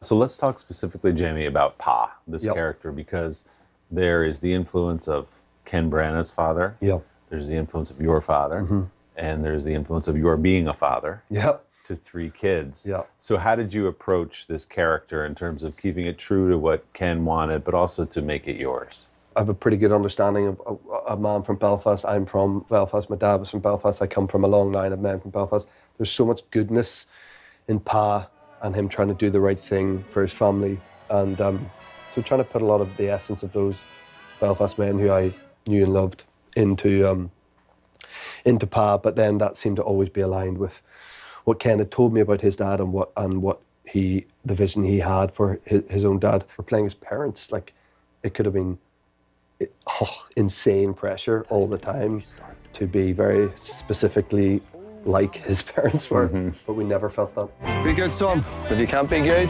be careful. And Ken, it's also the dream of being directed by an actor, and not just any actor, like an unbelievable actor. He is so acutely aware of where your head is at all times as an actor. And he would just handle you very sort of gently into a place where you feel really ready and confident about what you're going to do. It's a real treat to be directed by, obviously such a big director, but also such a fantastic actor. I was thinking as the credits rolled when I watched this, what pride you must have to have told the story of your city to the world. Yeah. It must have felt good to see the finished product and say, okay, I think we got the story of my home city right. Yeah, well, never more so than the 4th of November, 2021, which I will never forget, because we screened it on the first night of the Belfast Film Festival in Belfast. That was an incredible thing to behold. What I was saying earlier about the importance of this story and sort of showcasing to the world that we're actually all normal, nice, everyday, hardworking people, and we're not all aligned by religion, sectarianism. We're not all tribal. Most of us are just trying to get along. There was a very strong, powerful, palpable sense of appreciation that we were telling that story, that I think in many ways people in Belfast understand on a very different level to anyone else. And I know now that it's been released there, I've been getting a lot of texts from people saying there's been like standing ovations at the end when the credits roll. It's brilliant to hear that. I just love it, and it just shows how necessary this story is for people from home. You mentioned your father, and I know you brought your father to this character, undoubtedly his experience and his life. And I'm so sorry about the loss of your dad last year. And I know one of your great regrets is he didn't get to see Belfast. What do you think your dad would think if you were in a theater watching Belfast? Yeah, listen, I mean, my dad was a very proud Belfast man, and very proud of the place and the people, and but also enraged by the people and the sort of stuck in their ways politics, and always, you know, wanting to move the conversation forward. But the importance of this movie would not have been lost on him. I take comfort in the fact he knew I did it. He would have been tickled pink by the response it's got and for all the sort of accolades. I mean, my dad was proud of the stuff I've done. So, you know, like, Dad was always had my back. Some people go their whole lives without hearing those words from their folks. So I consider myself very lucky that everything I got to achieve, he got to experience and was proud of. So, but yeah, nothing would have made him more proud than this. It's our role as dads, isn't it, to be proud of the shit stuff? That's what we do. Yeah, well, it's kind of it's that thing of like, you know, being handed some drawing by, you know, my 2-year-old the other day handed me some. She was getting bits of paper, and she kept asking me for glue, and she then made these 2 pictures, I guess, with like this purple glue. You know, she'd worked hard on them. You know, and one was for Mommy and one was for Daddy, and she gave them to me. They're terrible, you know, but like, I am proud. You know, I am like, of course. She's really proud of them. You know, I'm like, Jesus, right, fair enough. You put the work in, and I don't know what to do with them now, really, but I appreciate them, and I'm proud of you. So it's that, I guess. No question. Yeah. I like what you say about your dad. He's a beacon of positivity. Yeah. And I think that what you just said is so central to what we try to do as dads. Don't be on your deathbed and say all the things. Say them as you go. You have to. And that's his life is such an affirmation of what I think so many of us try to do. Say it in the moment. We should all be like that, you know, if we can, and not even away from just the pride thing, just love too. Like, I was always told that I was loved, always, always, always. I feel like Dad even had more of a responsibility. I lost my mother when I was 16. I know. And my mum wasn't.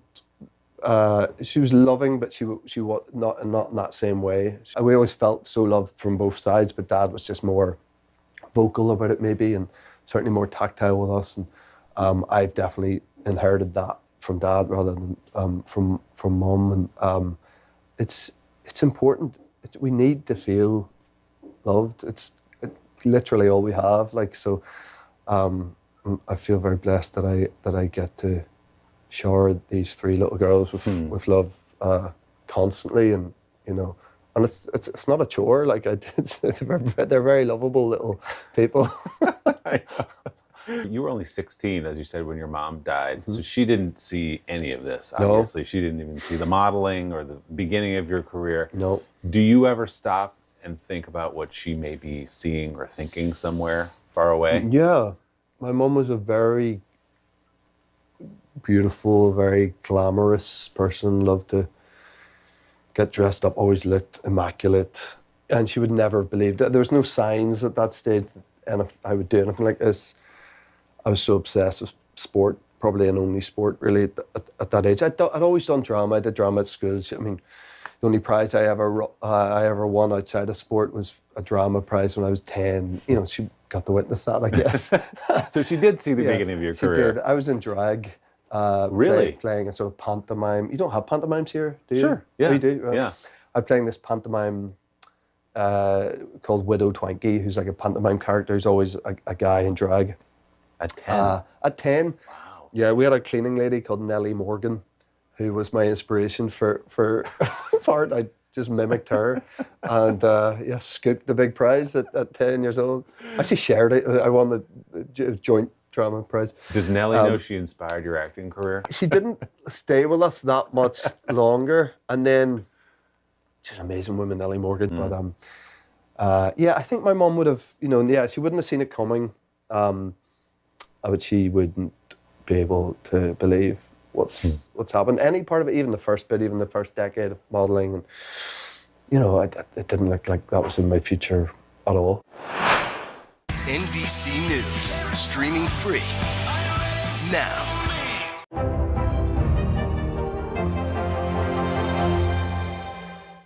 This is a very different kind of program. We're here to start conversation about the big things happening in our world. Professor, I'm not asking you to predict the future, but what do we think that the new normal is going to be? Is part of this that everyone's rethinking their jobs during this pandemic and their relationship to their employers? What is your biggest tip for any parent who's concerned about this? It's not my job to tell you what to think. My job is to think about what you tell me. Now Tonight with Joshua Johnson, streaming weeknights at 8 on NBC News Now. Hallie Jackson Now, weekdays at 5 on NBC News Now. Now Tonight with Joshua Johnson, streaming weeknights at 8 on NBC News Now. This is a very different kind of program. We're here to start conversation about the big things happening in our world. Professor, I'm not asking you to predict the future, but what do we think that the new normal is going to be? Is part of this that everyone's rethinking their jobs during this pandemic and their relationship to their employers? What is your biggest tip for any parent who's concerned about this? It's not my job to tell you what to think. My job is to think about what you tell me. Now Tonight with Joshua Johnson, streaming weeknights at 8 on NBC News Now. NBC News, streaming free now. Hallie Jackson Now, weekdays at 5 on NBC News Now. NBC News, streaming free now. You think it's been healthy for the Democratic Party to highlight the division in the party? What does an exit ramp for Putin look like that allows him to save face? How much of this is on the CDC and how much of this is on Washington? If it's Sunday, it's Meet the Press. Now Tonight with Joshua Johnson, streaming weeknights at 8 on NBC News Now.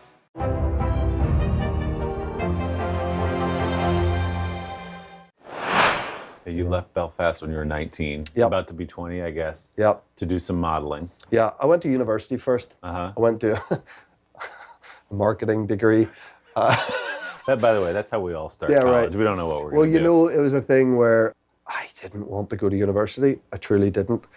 That doesn't mean I knew what I wanted to do, but I knew I didn't want to go to university. But I did have ambitions to just honestly leave Belfast and just try something. So when I went away to uni in the northeast of England, after a year of marketing, I realized I was wasting time and my dad's money by being there. And I will forever thankful to my dad for when I did come back that summer and say, I want to drop out of university and move to London, and I don't know what I'm going to do. I'm going to work in a pub. I worked in a bar for 6 months. He said yes, and he really said yes quickly too. So where does the modeling come in then? Summer 2002, I'd come back from uni. My dad, I was having a real fruitless summer. My friend and I drank a lot. And I remember one day, Dad came home And from work, my dad was a professor of medicine, obstetrician, and he sat me down, and he actually called me a waster. He said he couldn't handle me wasting my life like that. So it was around that time, there was a lot of discussion in my family of like, what are we going to do about Jamie? How do you solve a problem like Jamie here? I was probably depressed looking back on it now. Yeah. You know, it was only a few years after Mum had died, and I was probably a bit rudderless and confused about where I wanted to go. And it was then that my sister, Jessica, had seen something about like an open casting thing for this show. It was called Model Behaviour, and the idea was they plucked people from all over Ireland, England, Scotland, Wales, whatever, and they all lived in an apartment together and went on castings, and then the winner of the boys and the winner of the girls would get like modelling contracts. I was very reluctant, very embarrassed to go, didn't really tell anyone, forced one of my mates to go with me. He nearly didn't show up, and I had to like drag him out of bed, and if he hadn't, I wouldn't be sat here now. I would have been an estate agent in Belfast. But he came, and I went, and I was really doing it just to be able to go, guys, I went to that thing, are you happy now?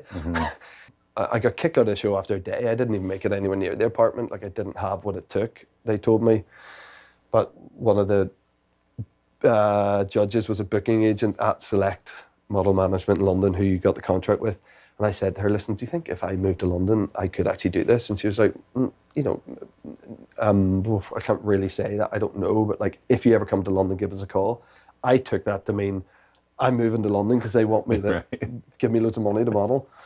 So about a month later, I moved to London, went to the modelling agency and went, I'm here. And they're like, what are you doing here? And I was like, remember you said? And they're like, no, oh my God, you've actually moved to London. I was like, yeah, that's what you said. You know, as I say this, there's so much of that I don't recognise myself. The sort of audacity of it and the ambition of it that I didn't think I possessed at 20, but clearly I did. And when I was there, they were like, well, look, we can't guarantee anything. And then I just heard someone go, who's that? I turned around to him called Tandy Anderson, who owned the agency. And she said, I like your face. And I went, cool.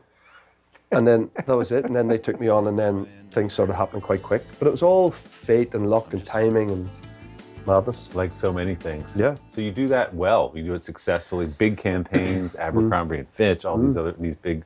And then at some point you decide, okay, this has been good for me. I made some money and I've done really well, but what's the next thing? And then that's when you pursue acting. Yeah, right? yeah. I got an agent at 22. I did, so not long into that, I did my first audition, was Marie Antoinette, which I got. Sophia Coppola, was my very first thing. But I was still very half-baked about what I wanted to do. But I knew that I never got a real satisfaction out of modelling, let's say that.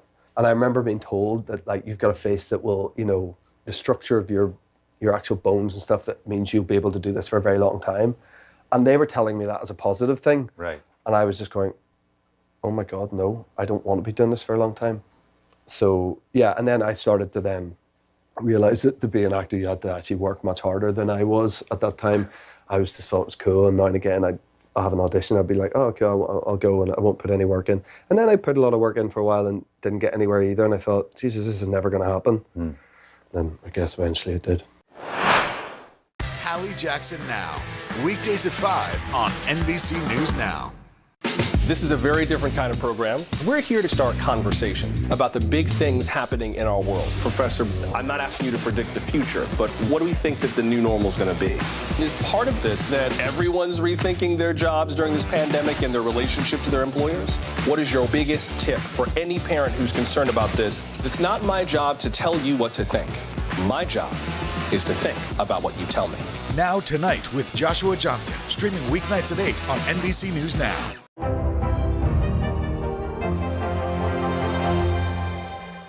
Hallie Jackson Now, weekdays at 5 on NBC News Now.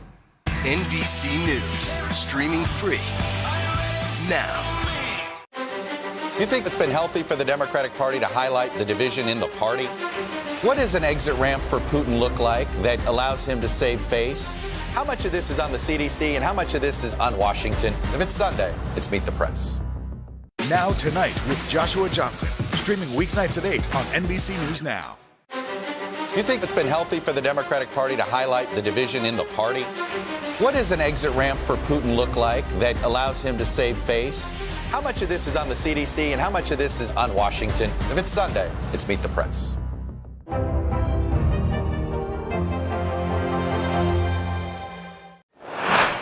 Yeah, you said you got the first thing you booked with Marie Antoinette, but then a long dry spell after that. And then something comes along, this book that's been written, 50 Shades of Grey. Yeah. What was your first thought when they pitched you the idea? I thought, can you imagine the scrutiny of being involved in that project? Because the book was so huge and you're going to disappoint a bunch of people and you're not the right guy, all the things that people project all that onto stuff it. That you knew that was going to come along. That was part of saying yes to it, was all this instant negativity and scrutiny and questioning. It wasn't an instant yes. I was like, Jesus. But I got cast 5 weeks before we started filming.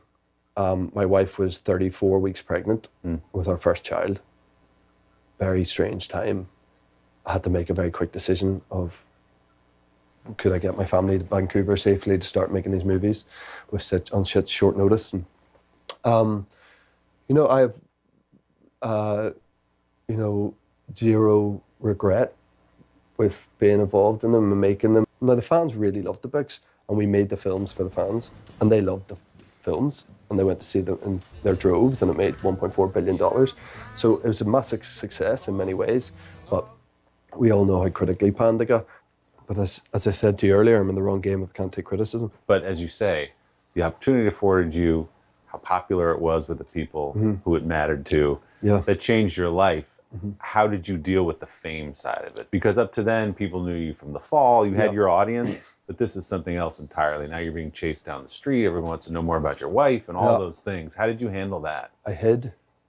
I truly hid. When the first movie came out, we literally went away and stayed in a friend's house in the middle of nowhere.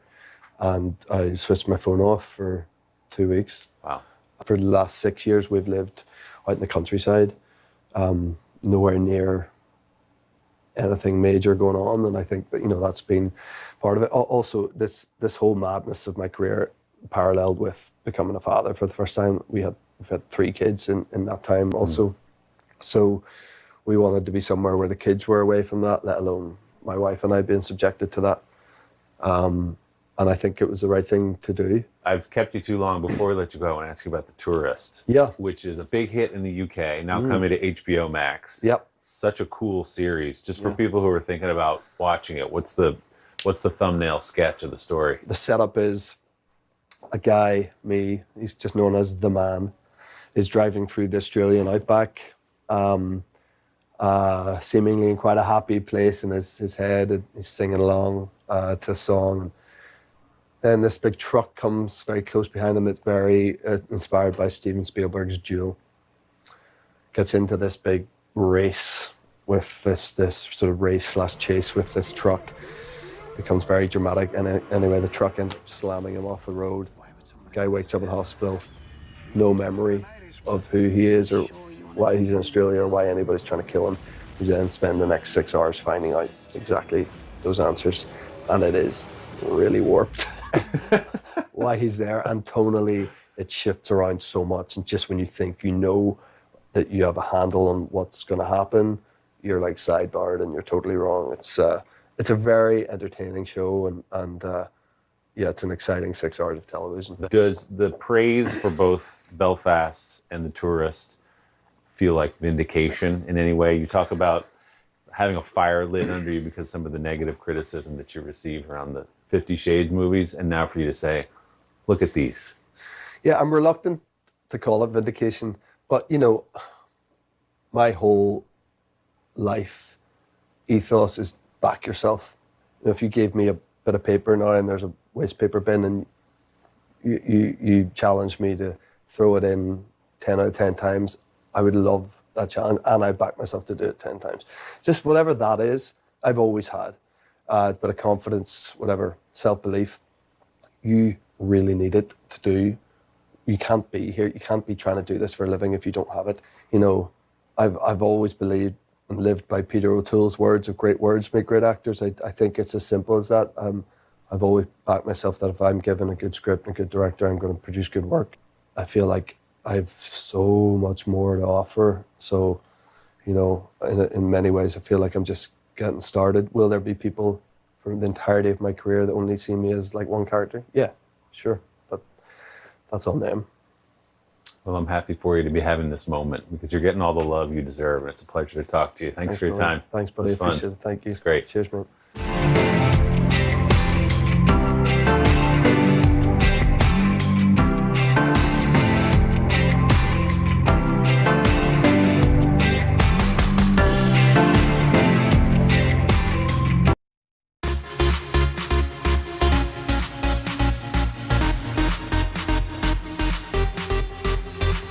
Friends, welcome to your middle of the week Pop Start Plus. On the show today, one of the stars of the Gilded Age tells us about her deep connection to her character.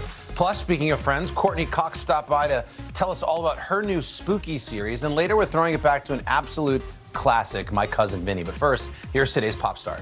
I start with the item we teased earlier this morning. Larry David, HBO's pulled the comedian's highly anticipated documentary just hours before it was scheduled to premiere on Tuesday. The network announcing in a statement on Twitter that the two-part special is being postponed without giving the fans any real update as to when or why or what's going on. The tweet went on to explain, quote, Larry has decided he wants to do it in front of an audience. Oh. The project titled The Larry David Story was scheduled to air last night. Oh. So I guess at face value, he wants to do it in front of an audience. Maybe behind the scenes, he doesn't love the documentary. Okay. Either way, you got a lot of power at HBO to be able to play in the 11th hour. Next up, People, the magazine, just revealing the stars honored in this week's special Women Changing the World issue. On the cover, one of our favorite artists around here, Lizzo. A Grammy winner opening up to the magazine about dealing with body shamers and protecting her mental health. And in addition to the Truth Hurts singer, you're going to see some other great women being recognized in the issue, including Rita Moreno, Goldie Hawn, and Jeopardy star Amy Schneider. For the full story, be sure and check out that new issue of People. It hits newsstands on Friday. Next up, Earning It, narrated by chart-topping artist Ciara. The 5-part docuseries is shining a light on some of the trailblazing women working in the NFL and opening doors for more to join both on and off the field. Here's a quick peek. The pipeline for women in the NFL wasn't built overnight. It is still a work in progress. But those leading the way have built a foundation, one that leads from the stands to the sideline. And for a chosen few, the Pro Football Hall of Fame. All 5 episodes of Earning It, the NFL's Forward Progress, are streaming now on Peacock. Next up, the Courtship, Oda, your favorite new show. Love is in the Air on NBC's new dating show. That's making all of your Bridgerton dreams a reality. The new series is taking one woman back in time to Regency-era England, where she's going to be courted by 16 eligible suitors. And here's a peek at Miss Nicole Remy meeting them for the first time.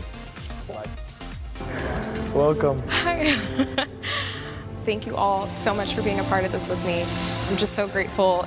I just want you guys to know, like, I am in pursuit of something that I feel like I need in my life. Like, I'm confident with everything else, and love is one thing that's missing. So I'm 100% all in. Is it real? That costume budget looks like it's more than our annual budget here. That just looks cinematic, doesn't it? It's like stepping into a fairy tale. It is a good idea you for go to a ball, that era. You ride in a carriage. Is it like the Bridgerton meets The Bachelor? But these shows are known to get so raunchy in the hot tub. It's going to be weird to see how that all works into this civilized society. The Courtship is the name of it. It kicks off Sunday here on NBC. You can also stream it the following day on Peacock.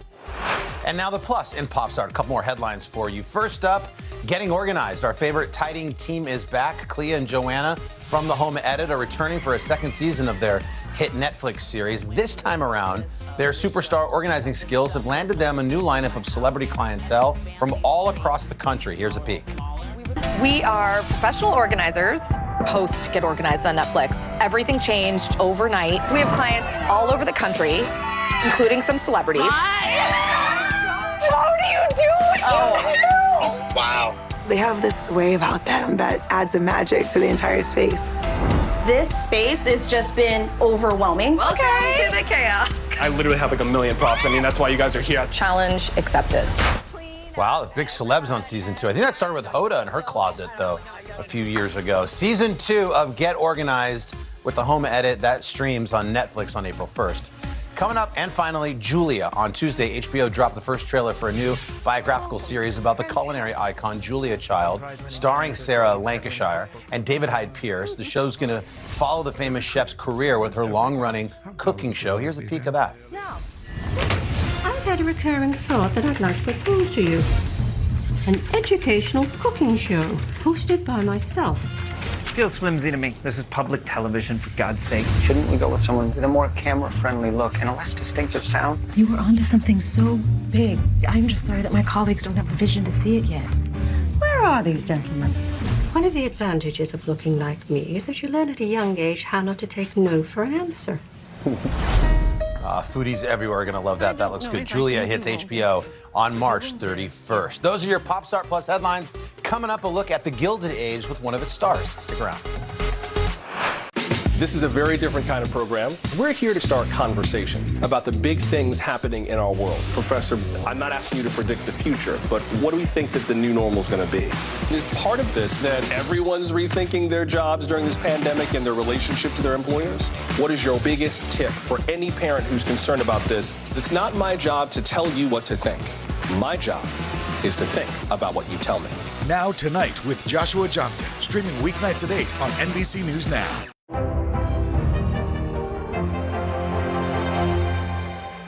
Now Tonight with Joshua Johnson, streaming weeknights at 8 on NBC News Now. NBC News, streaming free now. This is a very different kind of program. We're here to start conversation about the big things happening in our world. Professor, I'm not asking you to predict the future, but what do we think that the new normal is going to be? Is part of this that everyone's rethinking their jobs during this pandemic and their relationship to their employers? What is your biggest tip for any parent who's concerned about this? It's not my job to tell you what to think. My job is to think about what you tell me. Now Tonight with Joshua Johnson, streaming weeknights at 8 on NBC News Now.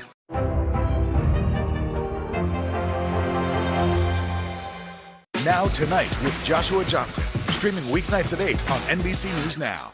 NBC News, streaming free now. And welcome back to Pop Start Plus, the new HBO show. Well, it's an HBO Max show. It's called The Gilded Age, and it's from the creator of Downton Abbey. It portrays what the transformative time of the 1880s New York might have looked like. Danae Benton plays Peggy Scott and told us her work has reminded her that she's always belonged.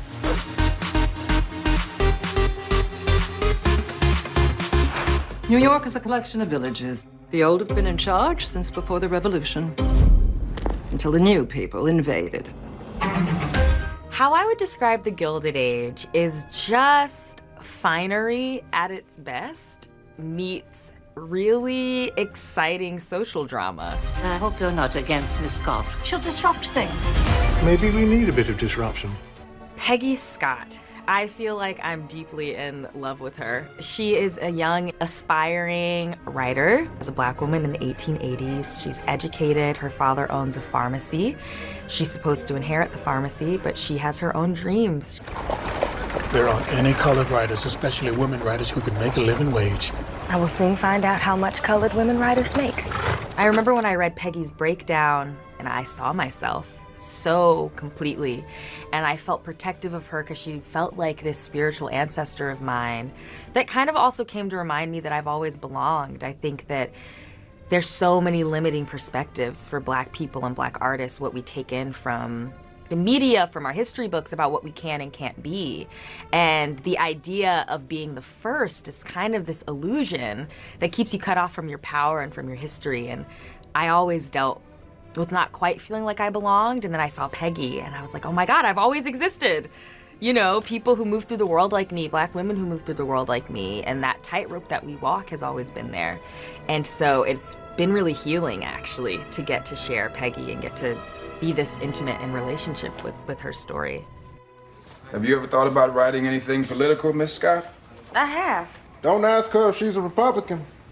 Well, why should I align myself with either party when I don't have the right to vote? Working with this entire cast has been a masterclass. As a theater kid, I mean, I don't know if there's any scenes without a Tony nominee or Tony winner present. So I was just fangirling inside all the time. And then Audra was just the icing on the cake that I didn't even dare imagine. I couldn't have you know, my 15-year-old self, like, obsessively watching her YouTube videos and seeing her do for me what I hope Peggy gets to do for other young Black girls is, like, so special. I'm going now. You just remember, we are all held fast, frozen in time until you finally allow us to move forward.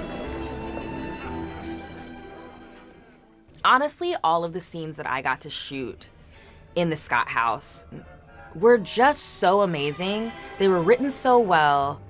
The set, like walking into this brownstone and having the whole set decorated with these photographs, these true photographs of Black families from this time, Black upper class families from this time. It was like images that have been really hidden from all of us in this country. We all had so much fun shooting that scene with Marion and the shoes. Like, we all just viscerally had our own experience with that type of white nonsense, including Louisa. Old shoes. I thought, what did you think, Miss Brooke? That we would need cast-off shoes?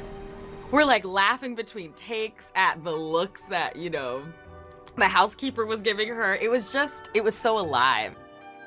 Louisa and I talked a lot about Peggy and Marion's relationship, and we also talked about the nuances of intimacy between Black and white women right now in 2022 and what makes it difficult and challenging and where white supremacy really gets in the way of true sisterhood getting to form. And so we were like, how do we show a true, honest relationship develop that also really gets to honor the time it would take to build that trust?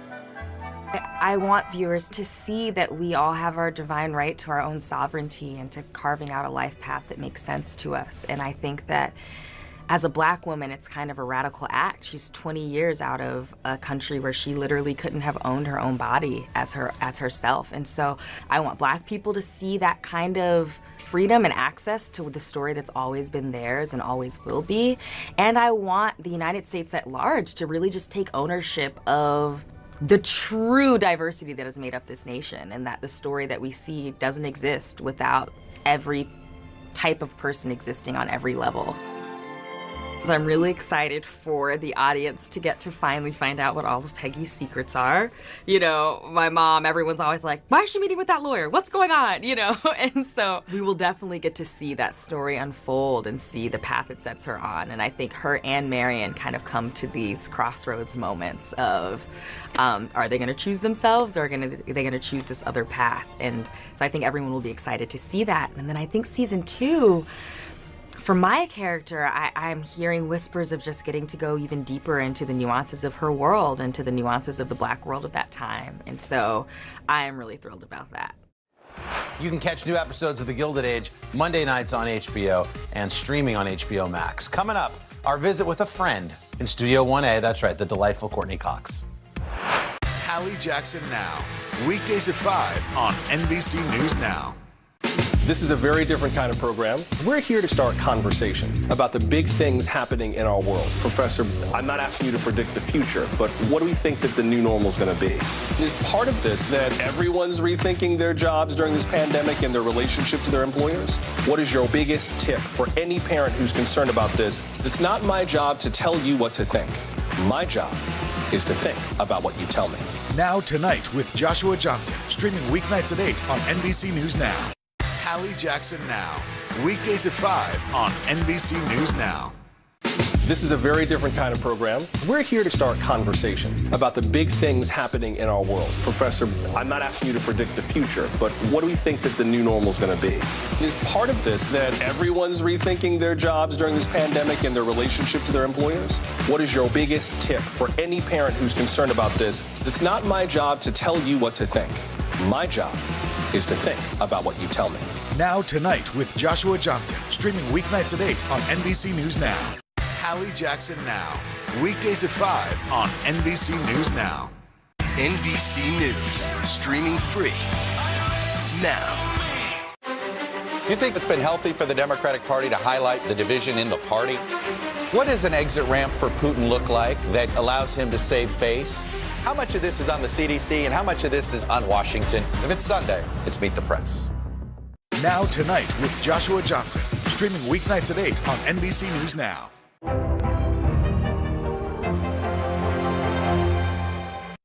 Hallie Jackson Now.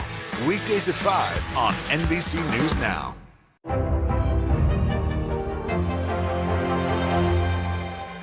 NBC News, streaming free now. And we're back. Courtney Cox, everyone's favorite tidy friend, is returning to the small screen in Shining Vale on Starz. She plays a mom who senses things are not quite right when her family moves into an old mansion. And Courtney stopped by Studio 1A to tell us all about the new show. Courtney Cox starred as everyone's favorite tidy friend, Monica Geller, on NBC's hit sitcom, and now she is returning to the small screen. It's a spooky new show. Courtney plays a wife and a mother of two going through a midlife crisis who seems to be the only member of her family seeing spirits in their new and haunted home. Courtney, this sounds like perfect for you. I was just thinking, like, it takes Scream, it takes a little fun with friends. It's like the perfect combo. It really is. It's it's just one of the greatest times in my life that I get to play a character that is so layered. She is a mother of a teenage daughter. Yeah. She is going through depression, menopause, writer's block, you name it. And she's trying to get her family back together after having an affair with the handyman. Oh, so totally normal. And it's totally creepy, too. Like, there's a part of it that's really, like, scary. Oh, it's scary, yeah. Mira Sorvino, who's an incredible actor, plays the character named Rosemary, who, I mean, like she's got a very dark past, and she is at this house, and she's scary. Okay. Yeah. Oh, my gosh. So did you, when you read the script, did you say, yeah, that's for me? Absolutely, the first thing. I mean, it's created by Sharon Horgan, who's this incredible actress, writer, and Jeff Astroff, who I've known since Friends. So it's got this perfect combination of, it's a dark comedy, it's also, you know, really, really scary, and I couldn't be happier with it. It's fun. Did you shoot it in the same lot that you shot Friends? Yeah. How weird was that? I know, it was stage 5. It's the first year we shot Friends, and I walked in, and that's where I do my writing in the show, and I just, all these memories flooded back. We had one bathroom, and just where the unchanged. Most of the cast would play poker, and I was watching the OJ trial. That's what you did during. I cannot believe your daughter is 17. I know. Are you freaking out? Are you an empty nester yet? I'm gonna be, and I didn't think about it for a while, and recently it hit me, and that's gonna be tough. How do you anticipate it being? Like, do you think, will everything be different for you when that happens? I think so. I mean, she is the kind of kid that's either in her room or out. So there will be things like, I didn't notice she was here anyway. She's very independent, and but it's going to be hard for sure. By the way, she's got a beautiful singing voice. I've got to listen to her on your Instagram a little bit. It's really good. She's really good. Is that something she's thinking about? Oh, for sure. She's going to go into the arts, and 100%. How about you? You're like playing the piano, and you just shout to her, "Coco, come sing," and she's like, "No, I'm not coming." She just does. I can't get her to do anything. Yeah. I mean, I'm not talking about just the dishes. I cannot get her to help me on I just want her to sing for me on a little piano. No, she won't. And your house, I was just watching some of the stuff you do. It seems like such a fun place to be. You invite in, like, you'll have Ed Sheeran, Elton John said that people are coming over for dinner. What is life like at your home? Well, I've been having these Sunday gatherings forever because there's really no community in LA. It's so spread out. I don't have any family there. My closest sister's in Newport. So I've been doing this for the longest I can remember. My grandmother used to do it. I have 21 first cousins, so I kind of need that. You have 21 first cousins? Yeah. So now that I live in LA, I have all kinds of people. Yeah. I mean, that was a real coup to have Elton John. How did that even come to be? What was that? Ed invited him for dinner because he was staying there, and I was obviously in awe. But I do have a really interesting group. It can change every week. It doesn't matter what you do. It's nice. You meet people that you would never normally meet, and I don't mean famous. I'm just talking about regular, just great people. Wow. We're both 57, which when I was reading that, I was just like, wow. And you talked about, I think it was to one of the magazines, about how we were all chasing our youth. We want to go, we want to go back in time. And how do you feel about that as we sit here in these chairs today? Well, I had made some comment that was really blown out of proportion. Yeah. I wasn't trying to teach anybody anything. I was just talking about myself, and it was years ago. But I mean, aging is not easy, but you just, at a certain point, you just relax into it and are happy with the parts that are good about it. I mean, I used to come here and would have been a nervous wreck, and now I'm older. Totally chill. I'm comfortable. I just talk to you all day. You used to be a nervous wreck here? Well, I was just thinking, who does this? And it's all live, and oh my God, him timing and 4 seconds, wave to the camera. And I was like, now okay. you just, you're a different place. Are you happy right now? Oh yeah, I'm really happy. By the way, your man is hot. Yeah. You have a great man. Are you guys getting married or? You know, we've been together for 8 years, and he's just, we don't think about marriage. We just are happy. Yeah. You're just happy. Yeah. Like Goldie and Kurt, you're just happy. Yeah. Yeah. And he's so talented, and I still have a talent crush. See, that's the coolest. And a great voice. He's got a great voice, too. I don't mean singing. I sometimes just say, do you mind leaving me a voice message, even though we just hung up? Just so you could listen to him. Wow. Well, good luck with this show. I hope a lot of people check it out. It's called Shining Veil. It premieres Sunday night on Stars. Courtney, thank you for coming to see us. And we should mention Shining Veil premieres again on Stars Sunday night. Still to come, we're marking 30 years, if you can believe it, of the classic My Cousin Vinnie. You think it's been healthy for the Democratic Party to highlight the division in the party? What does an exit ramp for Putin look like that allows him to save face? How much of this is on the CDC and how much of this is on Washington? If it's Sunday, it's Meet the Press. Now Tonight with Joshua Johnson, streaming weeknights at 8 on NBC News Now. NBC News, streaming free now.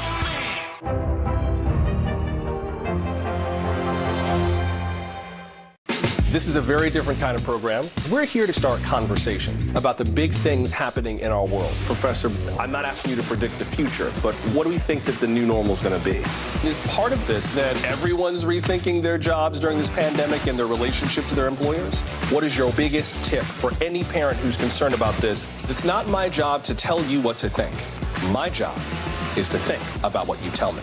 Now Tonight with Joshua Johnson, streaming weeknights at 8 on NBC News Now.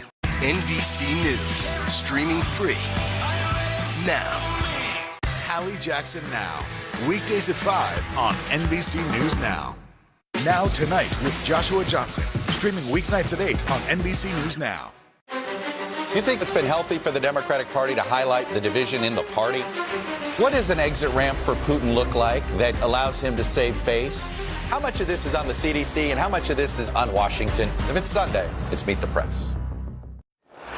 Welcome back to Pop Star Plus. You know, this month marks 30 years since the release of the beloved My Cousin Vinnie.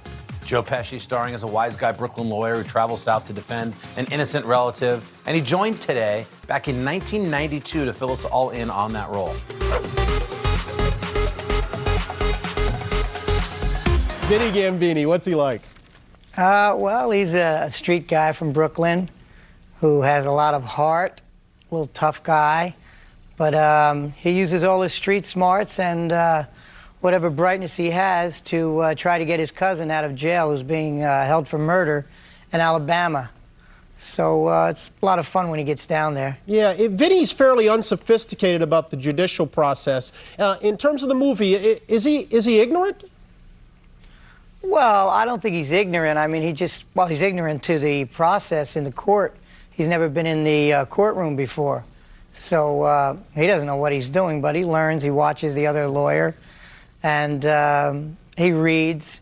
The one thing that it doesn't show in the film that was probably cut out somewhere along in the editing was that he's dyslexic. So his big problem is that he can't read fast enough, so it's hard for him, and it's pretty funny. How much freedom, Joe, did you have in terms of defining Vinnie's character? I had a lot of freedom. I always start off that way with the director and producers. I get a vision of what I think the character should look like and what he should be like from the script, and then I usually go with that, and they let me, thank God. Is it true what I heard that you used the character that you played in Raging Bull to help you define Vinnie? No, I heard that too. I think that somehow the writer said that when he was writing it, he may have said that he had me in mind, and maybe from seeing Raging Bull, but I certainly don't see any similarities. I think Vinnie uses his street smarts to better himself in a way, you know, to educate himself better, and, you know, he wants to be an attorney, so he's looking for a better life for himself, not just a street kid, you know? All right, let's run the clip in here, and I'll set it up. One of the two youths who charged, innocent youths, I might add, who are charged in an Alabama town with murder is your cousin. This is where the two of them meet you and try to decide who's representing them. What kind of cases have you had? Assault and battery, armed robbery, you know? No.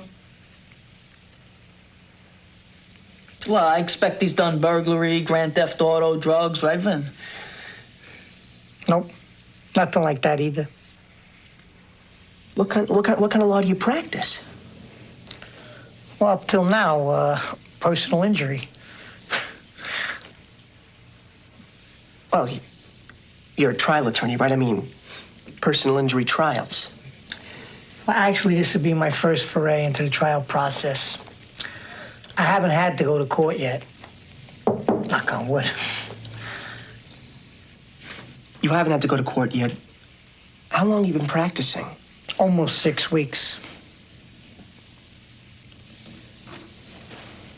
But, Vin, you graduated from law school 6 years ago. What have you been doing since? Studying for the bar. 6 years? Mm-hmm. That's a lot of studying. Hey, Joe, this role combined with your parts in the Super, the Home Alone series, the Lethal Weapon series, are giving you a reputation for comedy. Is that the plan? No, it's not really the plan. It's just I take things as they come, the scripts as they come along that I like, I wind up doing. So it's been running into comedies, and I go along with whatever comes, as long as it's good script, you know. You're an actor who's in demand right now, and what criteria are you accepting or declining scripts? Jeez, I don't know. I just I have to really like the characters and enjoy it myself. That's basically what I go by. You've been making movies back to back for nearly 3 years right now. Is that the kind of schedule you want to keep? No, I have to slow up so that I can work on my golf game so I can beat you. Well, you lost last time, but look, let me... No, I didn't lose. Wait a minute. What? I get shots and I won, remember? Well, you get shots and we flatted. I wasn't going to bring it up, but don't worry about it. Look, one quick quote from an interview I saw you said to the LA Times. I'm quoting you, okay? It says, "At this point, I'm sick of making movies. I have 3 movies coming out next year, but I might not make any more after that. I mean it. I might just stop." I don't think I had that much money. You don't still feel that way? Well, I'll probably stop for a little bit. I mean, I need a rest. That's somebody talking that just needs a rest, I think, you know? Yeah. I'll probably, after Home Alone, which ends in April, I'll probably try to get at least a month off, and I think that'll cool me out a little bit. I mean, I have to do this. It's, it's something that I really have to do. It's not, I just love to act, so I'm going to wind up doing it until I probably croak behind the camera. All right. After that, we'll have a rematch. I mean, in front of the camera, not behind it. I understood what you meant. Oh, what a classic. Who doesn't love My Cousin Vinnie? Plus, it landed Marissa Tomei an Oscar. Well, that's going to do it for today's Pop Start Plus. Be sure and join us right back here tomorrow. Have a great day. Welcome to Today All Day. All day? Today, all day. All day. This is a long way of asking who's your favorite character you've ever played? The unicorn. The unicorn. You gotta have the unicorn. What is she right there? That's why you're saying all these nice things? Yeah, she gave me the look. Sorry to disturb your day. Everyone's mad at you, Willie. Better make this fast. I don't want the rap of Luna. When I see you, I always think, I wonder what his quote would be. Give us 6 minutes and we'll ask as many questions as we can. Welcome to Cold Cuts. Cold Cut. Cold Cut. My buddy Cal cooking with me. Dads don't babysit. It's called parenting. What was the first book you remember loving? Heart Smart today with simple exercises to strengthen your heart. Make the most of your beach days. It's all about the tracksuit now. How good do they look? I now pronounce you husband and wife. Kiss the bride. This morning, a story of people helping people. You've received tons of letters from people who have been inspired. Let's do the weather out. Okay. All you gotta do is say, it's cold, it's warm, it's raining, it's snowing. That's it. One of our most favorite franchises ever, Ambush Makeovers. Okay. Look at it. It doesn't look so good. No, it doesn't look good. Will you judge us in a cook-off? I will, and you Okay. guys will definitely win something. Today, all day. All day? All day. Welcome to Today All Day.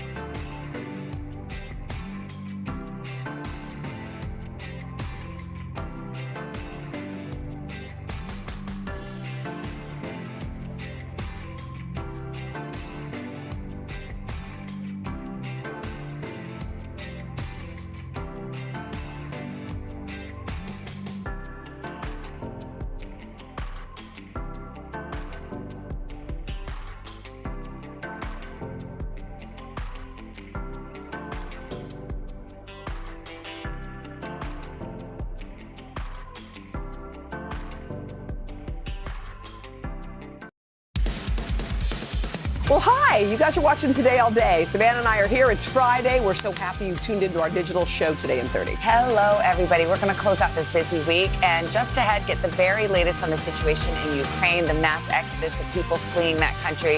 Richard Engel's on the front lines in Kiev. Plus, Craig is highlighting an important issue that's close to his heart as he introduces us to a group of grad students hitting the streets with a life-saving message about colon cancer. All that, and we got to catch up with OneRepublic's frontman and hitmaker extraordinaire, Ryan Tedder. Anything else you'd like to say about him? He smells so I good. Say that. We're going to end this week with a story that'll make you feel good on Friday. You're going to love the beautiful way a 10-year-old has been changing the lives of other kids. And that's all coming up straight ahead. So shall we? Let's get started. Take a big whiff of Today in 30. We'll start with NBC's Richard Engel, who's in Kiev for us. Richard, good morning. Good morning. I am now at Kiev's main train station, and people are here trying to get on any train out of this city, any train that is heading west. There is considerable confusion here. People don't know exactly when the trains are arriving, when they are departing. They are just following the announcements and then rushing toward the tracks. And now, of course, there is this concern about a nuclear catastrophe in this country after Russian forces took over that nuclear power plant. President Zelensky warning that if there is an explosion at the plant, it could be worse than Chernobyl. Ukrainian officials say that Russian forces have taken the workers at the nuclear power plant hostage. The director of the power plant saying that they are now working under the invaders' guns. After a limping start, Russia's assault on Ukraine is picking up steam and is growing more destructive, carving a path through towns and cities. Grim pictures in Bordyanka and Chernihiv. And a nuclear scare this morning as Russian forces took over the outskirts of Zaporizhzhia and Europe's largest nuclear power plant after a fierce battle at the site. A training building nearby caught fire. The U.S. says the nuclear power plant itself wasn't damaged. No elevated radiation detected. This warning from President Zelensky overnight about the risks. If there is an explosion, that's the end for everyone, he said. It's the end for Europe, the evacuation of Europe. Yesterday, we joined a group of journalists taken down dark hallways in a government building in Kiev to meet Zelensky. He arrived without an entourage, carrying his own chair, looking relaxed and a little tired. He repeated his call for a no-fly zone, although so far the U.S. and Europe have refused, saying it could get them in a direct fight with Russia. Vladimir Putin has so far not been willing to meet with him. Do you have a message for him now that Ukrainian cities are under attack? This city is under attack. A convoy is on its way here. Is there a way to prevent this war from escalating even further now? It's not about I want to talk with Putin. I think I have to talk with Putin. The world has to talk with Putin because there are no other ways to stop this war. That's why I have to. In Kiev's main children's hospital, they're evacuating more patients to the basements and out of the country. Are you trying to evacuate all of the cancer patients here who are stable enough to move? Yes, if they're stable, we try to take them abroad and to evacuate them. But if they're not stable, it may be harmful for them and not so safe. In the basement, patients are safe for now, but treatments are disrupted. Alexander has been waiting on tests for possible blood cancer. He has pain when he moves, but is following the news of the war outside. Our soldiers are doing great, he says, adding what is now the national motto here, glory to Ukraine. Here on the platforms, we've been watching families say very heartfelt and tearful goodbyes. Many of the men have chosen to stay behind in this country to fight against the Russians. All right, Richard, thank you very much. In the meantime, as Richard had mentioned, the violence in Ukraine is taking an immeasurable toll on its citizens who have watched as parts of their country are destroyed by Russian attacks. More than 1 million people have already fled in search of safety. Millions more expected to do the same. NBC's Tom Yamas is covering that part of the story for us. He's in western Ukraine. Tom, good morning. Hey, Savannah, good morning to you. This morning, we are at a school in Lviv that has taken in 80 children from the war zone in the east. The staff at the school says these children all came here with stories of their towns being attacked, scared, nervous, obviously on edge. But these children you see here may be in the worst possible position because they're orphans. They do not have family. They are in limbo right now. They are being taken care of. They're being fed. But like everyone else in Ukraine at this moment, no one knows what's going to happen tomorrow. With Russia's invasion now entering a second week, the damage in war-torn cities across Ukraine is mounting by the day. Images from before and after. These areas were attacked by Russian forces, a chilling reminder of what over 1 million refugees are running from. Kyiv every hour was more dangerous than before. Every day is worse than previous. Now, Russia and Ukraine have agreed to create humanitarian corridors to safely evacuate citizens, as an unaccountable number of families are packing up as much of their lives as they can in suitcases and bags. Many making their way to an overwhelmed border. This crowd seen trying to push past security gates to enter Poland. Still, the most critical artery in and out of the country has been the railways, the war not halting its non-stop service. You know, in the peaceful world, we are the backbone of economy. In the wartime, we're the backbone of security. Alexander Kamishin is the man running the entire Ukraine rail system. In many ways, it's what Ukrainians have relied on for food, medicine, and of course, an escape. I am breaking apart. I have to take my son to a safer place. Thousands have waited here at Lviv's main train station for days. Those lucky enough to make it on board find themselves crushed in train cars for a journey that is becoming more dangerous. These new images show rail bridges blown up, tracks crippled, even a missile just steps from the rail lines. Can you promise them that you will try to get them out? No matter what, you will keep the trains running? We will run the trains until the last person we can evacuate from center, east, and west of Ukraine and south of Ukraine. But as this mass exodus is likely the beginning, the UN now says more than 10 million Ukrainians may end up fleeing their homes. And amid so much uncertainty, an emotional symbol of hope. Friends from the same Ukrainian village finally reunited in Germany after abandoning their home, torn apart by war. So we're back out live at this school that is housing these orphans from the east. The staff here tells me that when they pulled up with the buses filled with children, everyone in the neighborhood came out, started donating clothes, started donating their time, taking care of these kids. Again, they are being fed, they're being taken care of. This little boy right here is Demetrius. He's 8 years old. I asked him if he had any message for America, and clearly, you know, what's happening here in this country has not hit him yet. He says that all he wants is a family right now. Hoda, back to you. Oh, sweet Demetrius. Wow. Thank you, Tom. We appreciate it. This morning, we're hearing from a man who stood at the center of so many of the firestorms that engulfed the Trump presidency, former Attorney General William Barr. NBC's Lester Holt sat down with Barr. He joins us now. Lester, good morning to you. Savannah Hoda, good morning to both of you. In his new memoir, One Damn Thing After Another, Barr opens up about the former president, criticism that he sometimes acted more as the former president's personal lawyer than an attorney general. And he addresses how their relationship came to an abrupt end. Take me back to that day, December 1st. You're in the SUV. Did you know you were going to end up in the Oval Office before the day was up? I assumed I was. Attorney General Bill Barr knew he had infuriated the president. Since election night, Trump had been insisting he'd won.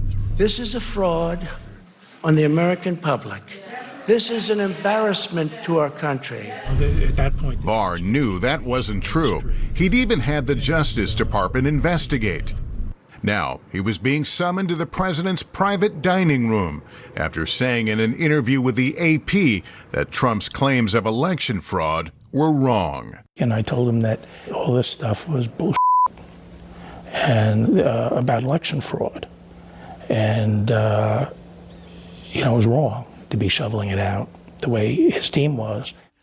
He also told Trump what he thought of his legal team. Not a lot. I said, the reason you are where you are is because you wheeled out a clown show of lawyers. A clown show? Yeah, clown car or something like that. I said, it's just a bunch of clowns. Who are you referring to? Rudy Giuliani? His Cracker Jack legal team, among others. Barr says the president shot back, listing the ways he said Barr had failed him.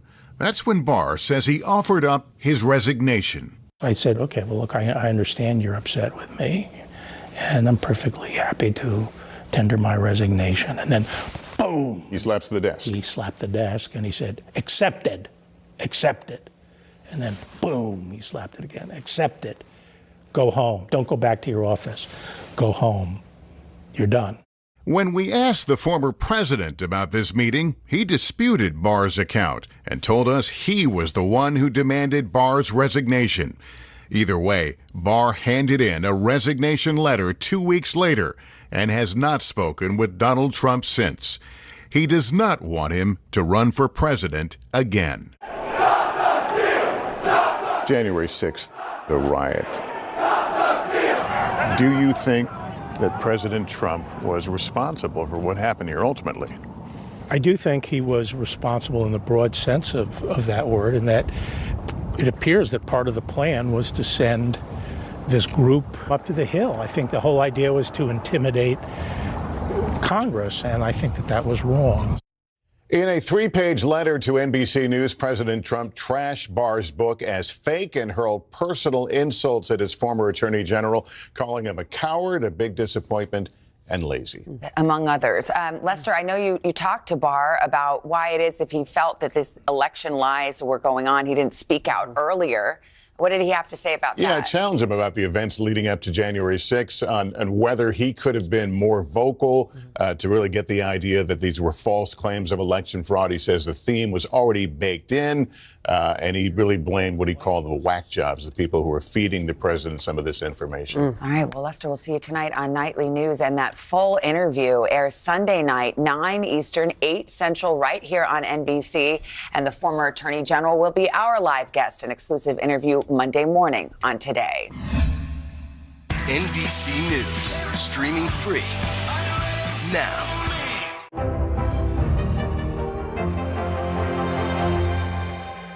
NBC News, streaming free now.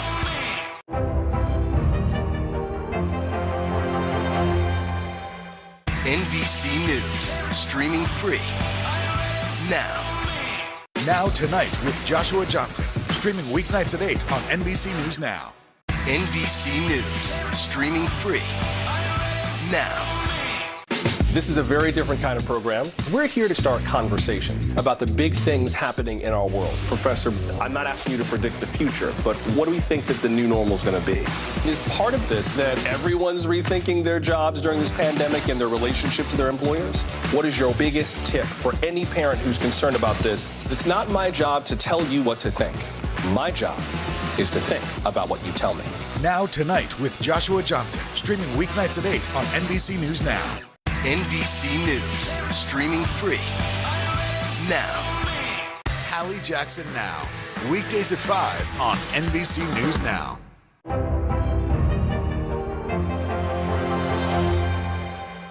NBC News, streaming free now. Now Tonight with Joshua Johnson, streaming weeknights at 8 on NBC News Now. We're back. We got a sea of blue out in the plaza. We got a sea of blue right here in Studio 1A. That is because March is Colorectal Awareness Month, and we are doing our part to raise awareness and remind people to get screened for colon cancer. That's right. New research shows more young adults getting sick, especially among Black and Hispanic Americans. And Craig, I know you caught up with the group trying to make a difference in their community and even more than that. Yeah, they're trying to go beyond that as well. Hey, let's be honest. Colorectal health, not the easiest subject to talk about. But when caught early enough, the survival rate is extremely high. In fact, north of 90%. So the conversation about getting screened just can't wait. There's a group of young health professionals that are taking that message to the streets. Any given Sunday, you'll find people inside the Mount Carmel AME Church in Atlanta moved by the music and the spirit. Outside this Sunday, they're hearing the good word of a different kind.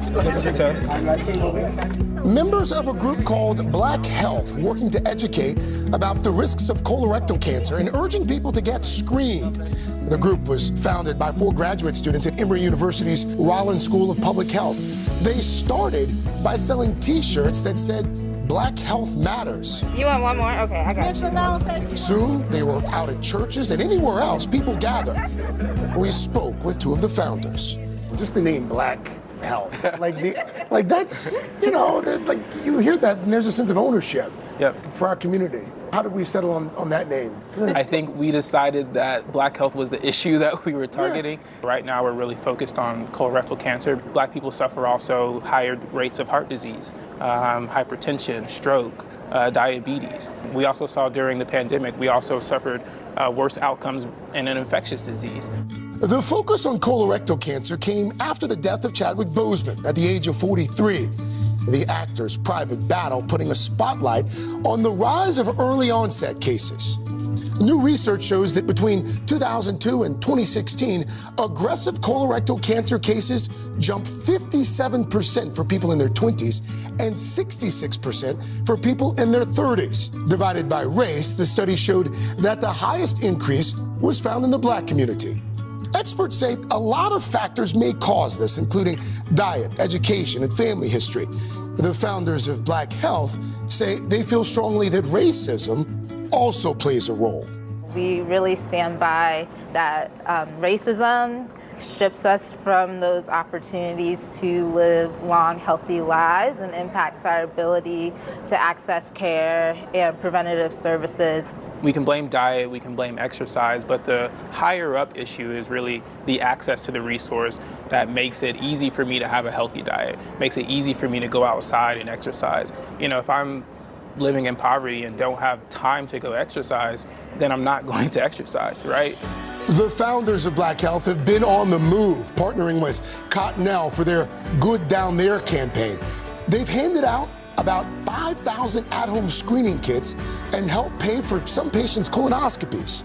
Have you found when you talk to people that they know that if it's caught early, you generally survive?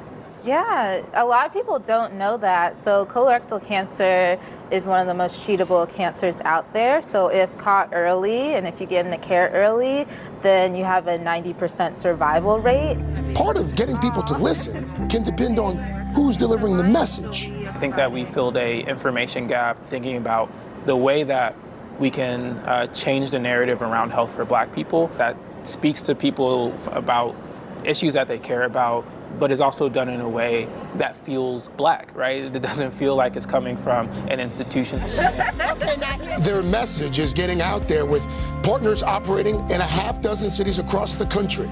A dream of helping others that comes true every day. We started with T-shirts, and now we have this national campaign, so it's really exciting. NBC News, streaming free now. You think it's been healthy for the Democratic Party to highlight the division in the party? What does an exit ramp for Putin look like that allows him to save face? How much of this is on the CDC and how much of this is on Washington? If it's Sunday, it's Meet the Press. Hallie Jackson Now, weekdays at 5 on NBC News Now. Now Tonight with Joshua Johnson, streaming weeknights at 8 on NBC News Now.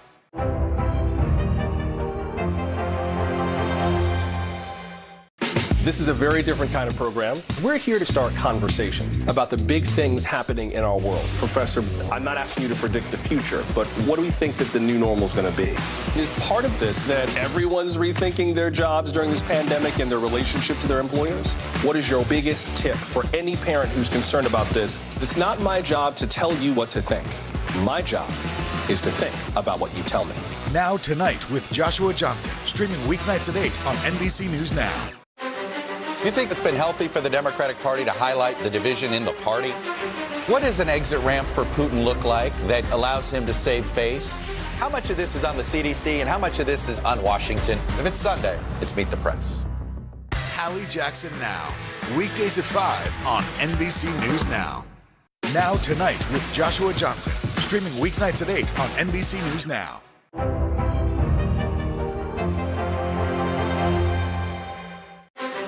You think it's been healthy for the Democratic Party to highlight the division in the party? What does an exit ramp for Putin look like that allows him to save face? How much of this is on the CDC and how much of this is on Washington? If it's Sunday, it's Meet the Press. NBC News, streaming free now.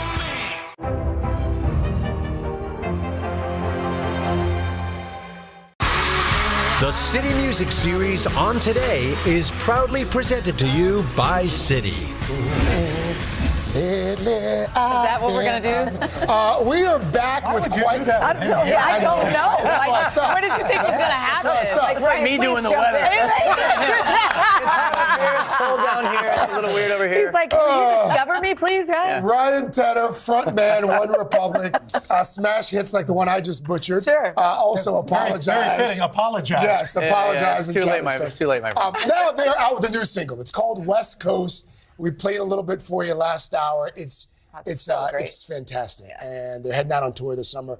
Always good to have you, sir. Always good to have you. Always good to be here. Always good to be here. So I heard you say last hour it took 5 years to get the song done. Yeah, I had the chorus and the shape of it and the verse and the melody. It didn't line up with what we were doing at that time. And I had somebody either at my label or in my circle say, love this song, doesn't really sound like you guys. And when you're writing songs, it'd be like a chef making a food thing, give it to someone, they go, I don't know if this is you. So I got really insecure about it for 4 or 5 years. So really that's why you held on to it. That's why I held on. Since the beginning. The drums, the production is much cooler. My voice got better. And I recorded all these vocals where the Mamas and the Papas and Beach Boys did all their vocals in LA and United Studios. I found the studio, brought in this girl that sounds like Mama Cass from Mamas and Papas, and we went there just to give it the real sound. And you mentioned the Beach Boys. You said they were kind of a big influence for you. I'm kind of surprised. I mean, that's my generation. Talking about the Beach Boys, how did they influence you? So I was only allowed to listen for probably the first 10 years of my life to like Christian music, very religious music. I grew up in a very religious household and pastors and this, that. The Beach Boys, though, got the hall pass. So my first album I ever had was Beach Boys' Greatest Hits. Wow. Sloop John B is the first song I remember ever hearing. Wow. And the first concert I ever went to when I was like 6 was the Beach Boys. Wow. So That's your influence. Yeah. So we all know, you've worked with so many people, Beyonce, Adele, Lil Nas X. You said you were just writing a song yesterday. Yeah. I'm just so curious, like, how does it work in this business? Do they like text you and say, hey, Ryan, I need a new song? Do you reach out to them with like an idea? It has become so much more now, artist to artist. Mm-hmm. So like when Gail blew up recently with A, B, C, D, E, F, U, and I DM'd her on Instagram. She hit me back. She let's get up next week. Really? With Nas, like I did the song, I want someone to love me. Yes. That was a text on a Friday saying, can you show up on Monday? And then he rolled through 2 days ago, literally 30 minutes after texting me, can you play something? Amazing. Miley's the same way. Most of the artists that I work with, Pharrell texted me an instrumental last week. Can you write the top line to this? Oh, wow. It really is Feels like you've like cut more out the than ever. middleman, so to speak. Like you guys are just kind of talking. Yeah, it's literally it's relationships more than anything now. It's friendships, relationships. It's like you're writing songs with your friends. Almost everybody I work with. Occasionally, you'll get a call from some like big artist somewhere who just wants to work with you, and you go, okay, that sounds like fun. But That's amazing. It's texting and DMing. So, well, before you leave us, there are so many people who want to see you guys. So you're heading out on tour eventually? Yeah, no, we're heading on tour this summer. We go to Europe here in a minute, wow. and we had to cancel a few Russian dates, obviously.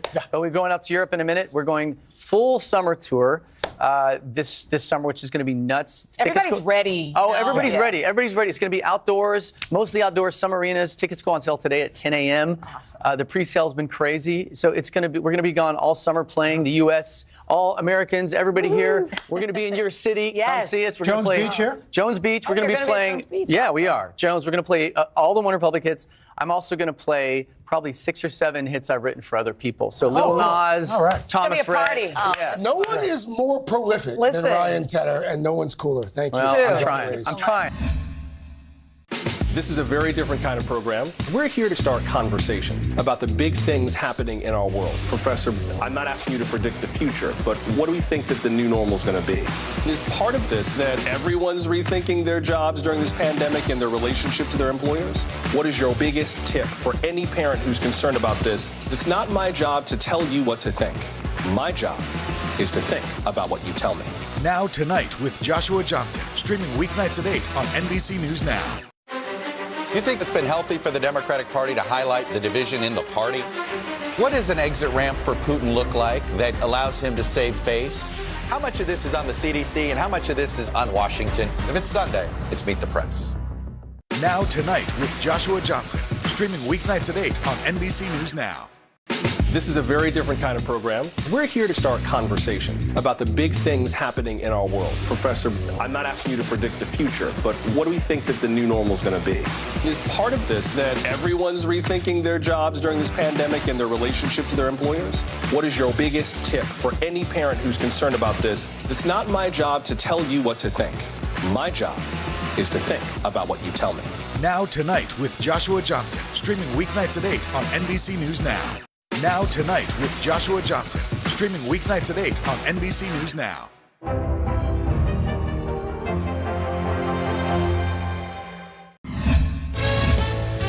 Now to our series, Feel Good Today, where we spotlight stories that will put a smile on your face. Okay, today we want you to meet 10-year-old Hollis Snyder, who realized not all kids were fortunate enough to have what she had. So she decided to do something about it. Take a look.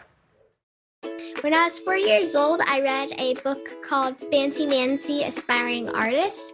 And it's this book about this little girl whose friend goes away and she's absolutely devastated. She's encouraged to do some art. At the end of the summer, she decides to have an art show in her backyard. What a splendid idea. And at the same time, at our church, we were finding out about the James Project. Our mission is to support foster families and those who are wanting to become foster families through providing housing, parental support, child's provisions, and a community of supporters. I remember thinking, they don't actually have parents who can take care of it.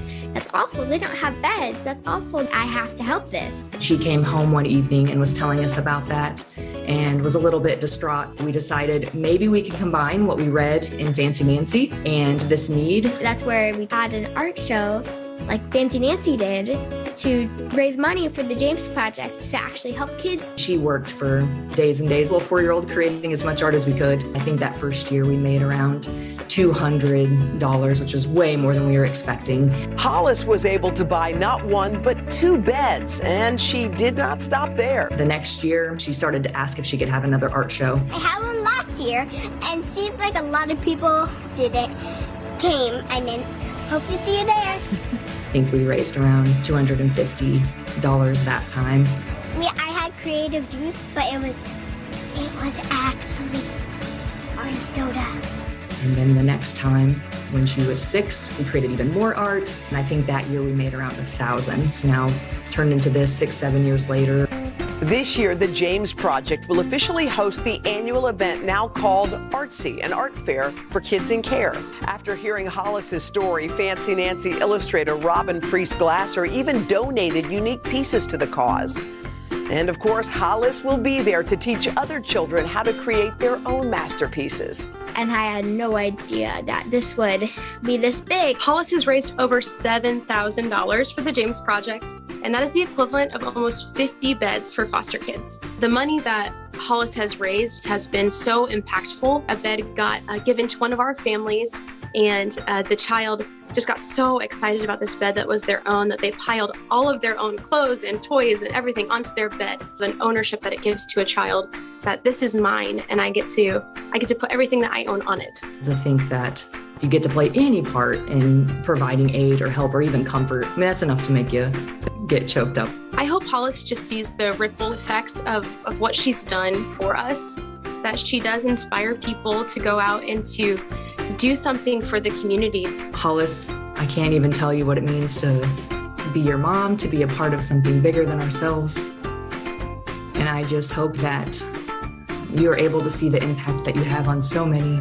And Hollis has a simple message for anyone wanting to help. If you dream big, then that could actually happen. Well, hold on to your dreams. Don't let them go, because they could become reality. See you Monday. We got another big week right here on Today. Have a great weekend. See ya. Bye-bye. Bye-bye.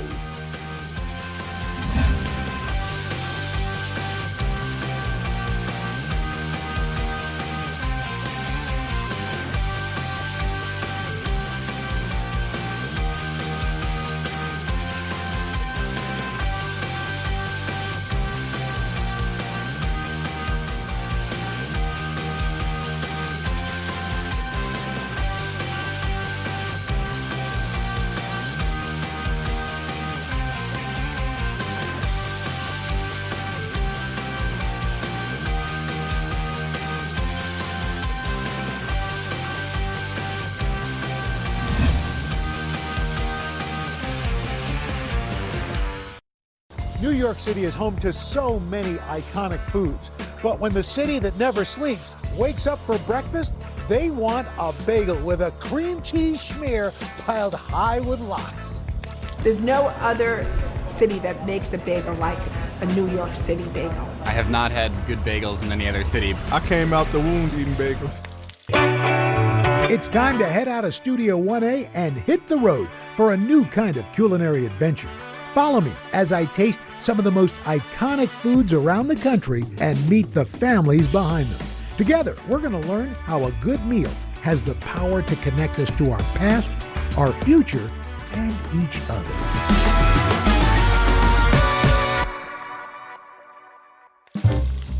If New York's known for anything, it's its bagels. And we got them all.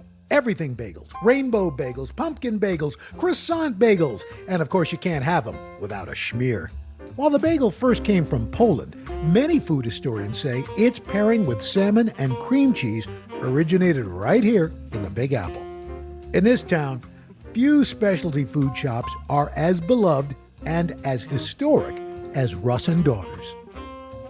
I've been waiting in line probably 15, 20 minutes, but it's definitely worth it. I like the contrast of the flavor. It's like a nice little bagel with salty lox. Something about the salmon and cream cheese together, like I try to make it at home, but it's nothing compared to Russ and Daughters. They've been serving premium smoked fish to hungry New Yorkers and folks from around the world for over 100 years. Just a few blocks from the store is the Russ and Daughters Cafe. Hi, Al. Hey, how are you? Welcome to Russ and Daughters Cafe. Nice to see you great guys. to have you here. Thanks for having us. This is beautiful. Thank you. Nikki Russ Fetterman and Josh Russ Tupper are the grandchildren of the original Daughters. These cousins are fourth-generation owners, carrying on their family's culinary legacy. So this is Russ and Daughters. This is our great-grandfather, Joel Russ, who started the business, his wife, Bella, and his 3 daughters. Josh and I have the same grandmother, and she was the youngest of the 3. Was it unusual at that time for you, because you usually would see so-and-so and sons, but to see Russ and Daughters? Very unusual. But, I mean, honestly, if he had had sons, it probably would have been Russ and Sons. Well, thank goodness he did. We like to think of him as a feminist, but he was a good businessman. Joel Russ immigrated from Poland in 1907. And he started just standing on the streets of the Lower East Side selling schmaltz herring out of a barrel, and a family could feed itself for 2 nights with 1 fish. In 1914, he opened his first brick and mortar shop, J. Russ National Appetizing. Joel and his wife had 3 daughters, Hattie, Ida, and Ann. When they turned 11, each daughter began working with their dad. What was their relationship like with him? Because he's your dad, but he's also your boss. Your boss. Yeah. And I think he cared more about being the boss and the shopkeeper. He was a new immigrant to this country who was just trying to survive and make a place for his family. And that was his focus. And he saw his children as cheap labor. The sisters grew up learning all aspects of the business. In 1935, Hattie, Ida, and Ann became Joel's partners. The shop was renamed Russ and Daughters, making it the first in America to bear "and Daughters" in its title. When your great-grandfather decided to start Russ and Daughters, why the Lower East Side? After Ellis Island, this was the starting off point for the majority of poor Jewish immigrants. This is where they landed and they got their start. And so he was just feeding basic food to other poor immigrants like himself. At the turn of the century, this neighborhood was one of the most densely populated places on the planet. Many immigrants from all around the world lived in overcrowded tenement buildings, the conditions having a profound impact on their diets. One of the things about Lower East Side Jewish food is that a lot of food wasn't made at home. When you don't have running water and when you don't have electric or gas stoves, it's really hard to do very much cooking. And so for women who are responsible for feeding their families, they had to get food from push carts, from restaurants, from bakeries. Joel Russ was one of many vendors catering to this new population. I've always been curious, how did it come about, or from what you've heard, that somebody thought, hey, here's this round bread, we'll put some fish on it, but oh, by the way, before we do, let's put some cream cheese, some dairy on it. Yeah. First of all, Russ and Daughters is the torchbearer of what's called appetizing. And this is a food tradition born here in New York, and it's the sister food tradition to delicatessen, both of which come up through the Jewish kosher dietary rules. You have to separate fish and dairy from meat. So a delicatessen, strictly speaking, is for meat. The appetizing store is where you go for fish and dairy, things like herring, smoked fish. When we say bagel and lox, most people are, we're referring to a smoked salmon, but the original bagel and lox was not with smoked salmon. Technically, lox, or belly lox, is salmon cured in salt, which preserves fish without refrigeration. There's no smoking involved, and it's incredibly salty, so it pairs perfectly with tangy cream cheese. But who was the first person to put lox on a bagel? So no one really knows how bagels, lox, and cream cheese all came together. We know that bagels come from Eastern Europe. We know that lox kind of comes basically from Nova Scotia, kind of. We know that cream cheese is an American food. But what we know is that these things come together as part of a compromise between different generations of American Jews. Jewish law prohibits cooking with most heat sources on the Sabbath, so the combo of bagels and lox created a filling meal for observant Jews to enjoy on the day of rest. It's good for a family, but you or your daughter-in-law didn't have to be spending the previous day cooking. As one of the country's oldest appetizing stores, Russ and Daughters has been serving kosher meals for generations, and the weekends are still their busiest days. I can't think really of anything that's more New York than lox and bagels. I agree. I think that this is a food that came up through the Eastern European Jewish immigrants to New York. But now it's transformed and just become New York food. It belongs to all New Yorkers.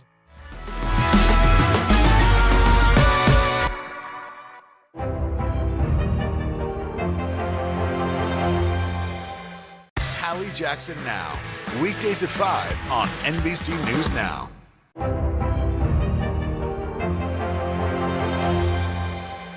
NBC News, streaming free now.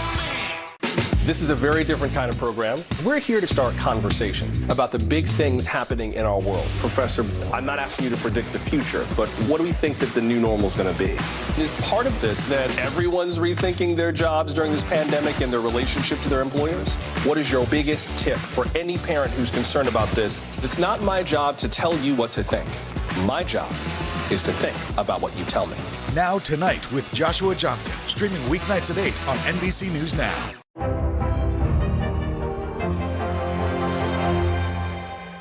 NBC News, streaming free now.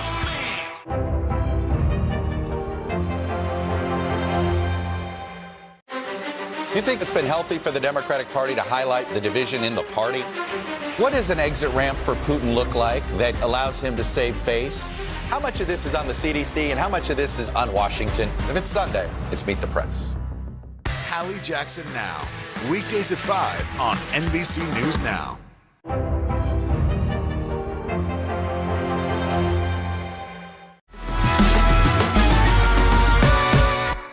In the United States, women own less than 20% of all businesses. At the iconic Russ and Daughters, co-owner Nikki Russ Fetterman is building on the legacy of her grandmother and great aunts. Growing up, you followed in the footsteps of strong women who may not have chosen this, but took it on and obviously made it really successful.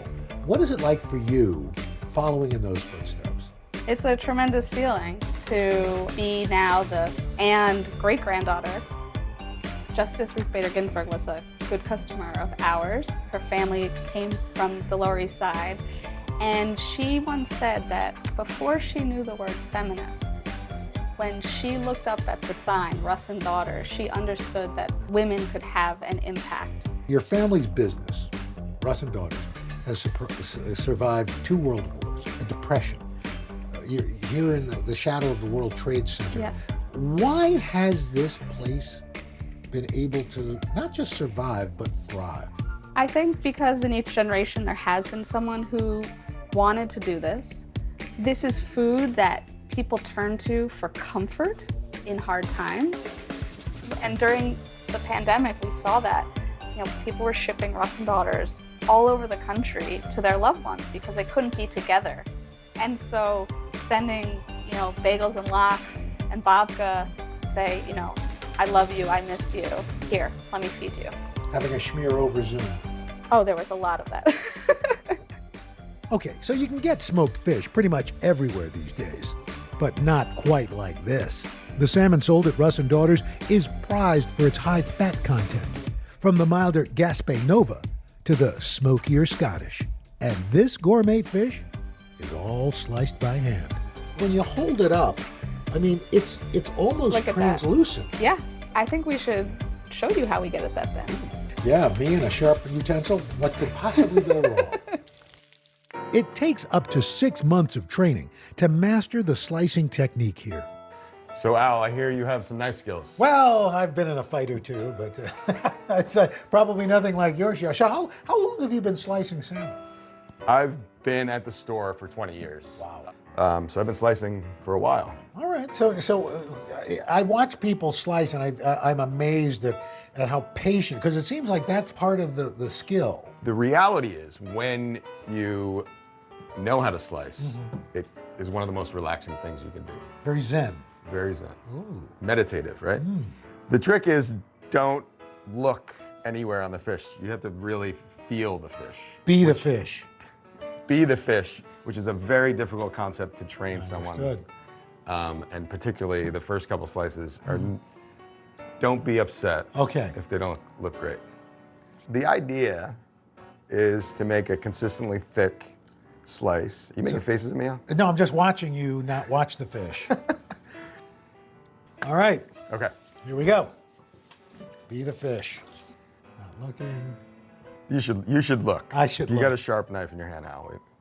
And you can see that as you change the angle of the knife, it changes the thickness. Yeah. Right? So now that's drastically, more than you think. That's more than, oh my gosh, that's a very thick We call slice. those chuletas. Chuletas? Yeah. Chops. Ah. In Spanish. I was going to say, that didn't sound Yiddish. Not It did Yiddish. not sound Not Yiddish to Yiddish. me. Yeah. Does the way you cut it affect the taste of it or the texture of it? The texture, which affects the experience of the salmon. It's almost like you're eating the essence of salmon, not salmon. It's very delicate. It's a very appealing texture and mouthfeel. Yeah, the thinner. Josh, thanks so much. Nice meeting you. Such a pleasure to have you. Smoke them if you got them. Up next, how fresh salmon gets turned into lox. NBC News, streaming free now. This is a very different kind of program. We're here to start conversation about the big things happening in our world. Professor, I'm not asking you to predict the future, but what do we think that the new normal is going to be? Is part of this that everyone's rethinking their jobs during this pandemic and their relationship to their employers? What is your biggest tip for any parent who's concerned about this? It's not my job to tell you what to think. My job is to think about what you tell me. Now Tonight with Joshua Johnson, streaming weeknights at 8 on NBC News Now.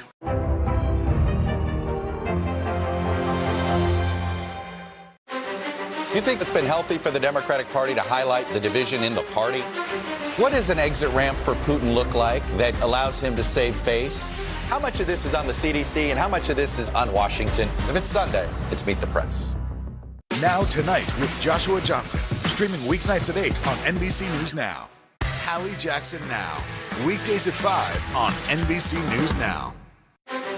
You think it's been healthy for the Democratic Party to highlight the division in the party? What does an exit ramp for Putin look like that allows him to save face? How much of this is on the CDC and how much of this is on Washington? If it's Sunday, it's Meet the Press.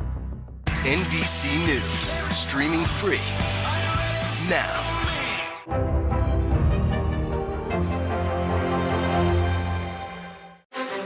You think it's been healthy for the Democratic Party to highlight the division in the party? What does an exit ramp for Putin look like that allows him to save face? How much of this is on the CDC and how much of this is on Washington? If it's Sunday, it's Meet the Press. Hallie Jackson Now, weekdays at 5 on NBC News Now.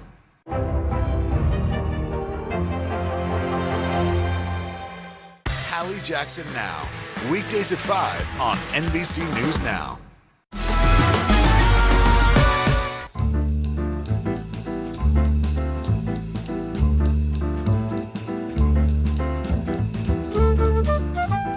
I'm here at the Acme Smoked Fish Factory.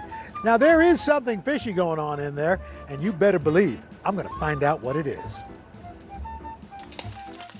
The folks at Acme process, smoke, and pack nearly 8 million pounds of fish every year. They sell to eateries all over the country, including Russ and Daughters. It smells of smoke and it smells of fish. That's the way it's supposed to be. It smells like New York City. Yes. All right, so as you know, in any food plant, food safety is of paramount importance. Right. I see you got your boots on I here. just happen to be wearing these. Awesome.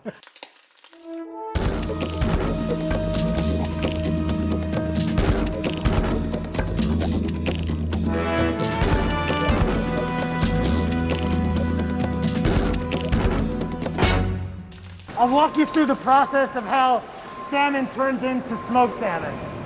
Adam Kaslow is the fourth-generation owner of Acme Smoked Fish.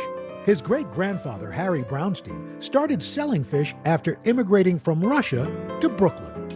Harry started in the smoked fish business in the early 1900s, in 1906 to be exact. Out of a push cart? Out of a horse-drawn wagon. Wow. He would go around buying fish from different smokehouses throughout Brooklyn and Queens and had himself the sales route. You know, he worked close to 45 years. I mean, his dream was to open up his own smokehouse, and it took him 45 years to finally achieve that. Wow. Adam now runs a massive smoked fish empire, supplying many of New York City's popular bagel shops, from H&H to Essa Bagel. Acme also selling to national grocers like Trader Joe's. At the end of the day, it's all about the fish. We bring in fish from all over the world. Smoked salmon is probably the most popular thing that we make, and our salmon come from different places: Norway, Scotland, Chile, and Alaska. It can take up to 5 days to make smoked salmon. Every order is made to the buyer's tastes, from the type of salmon to the curing method. The first step, cutting a whole fish into fillets. Whoa! Yeah, so this is a 12-kilo whole salmon that I caught over here in Long Island Sound. No, I'm just kidding. This is an Atlantic salmon. It's farm raised. We use Atlantic salmon because it has the most fat, and fat equals flavor when making smoked salmon. Right. So what are you cutting out the backbone there? Yeah, this is the bone. Carving into a fish this size requires expert hands. After the fish is filleted, it's preserved with salt. The fish is then treated with a wet brine or a dry cure. Okay, so let's dry cure some salmon. Good. First thing, we're gonna get it onto the wrap. Okay. So, see if you can pick up this salmon, grab it by the tail. Okay. Grab with your other hand. Underneath. And we're gonna lay it onto the screen. Okay.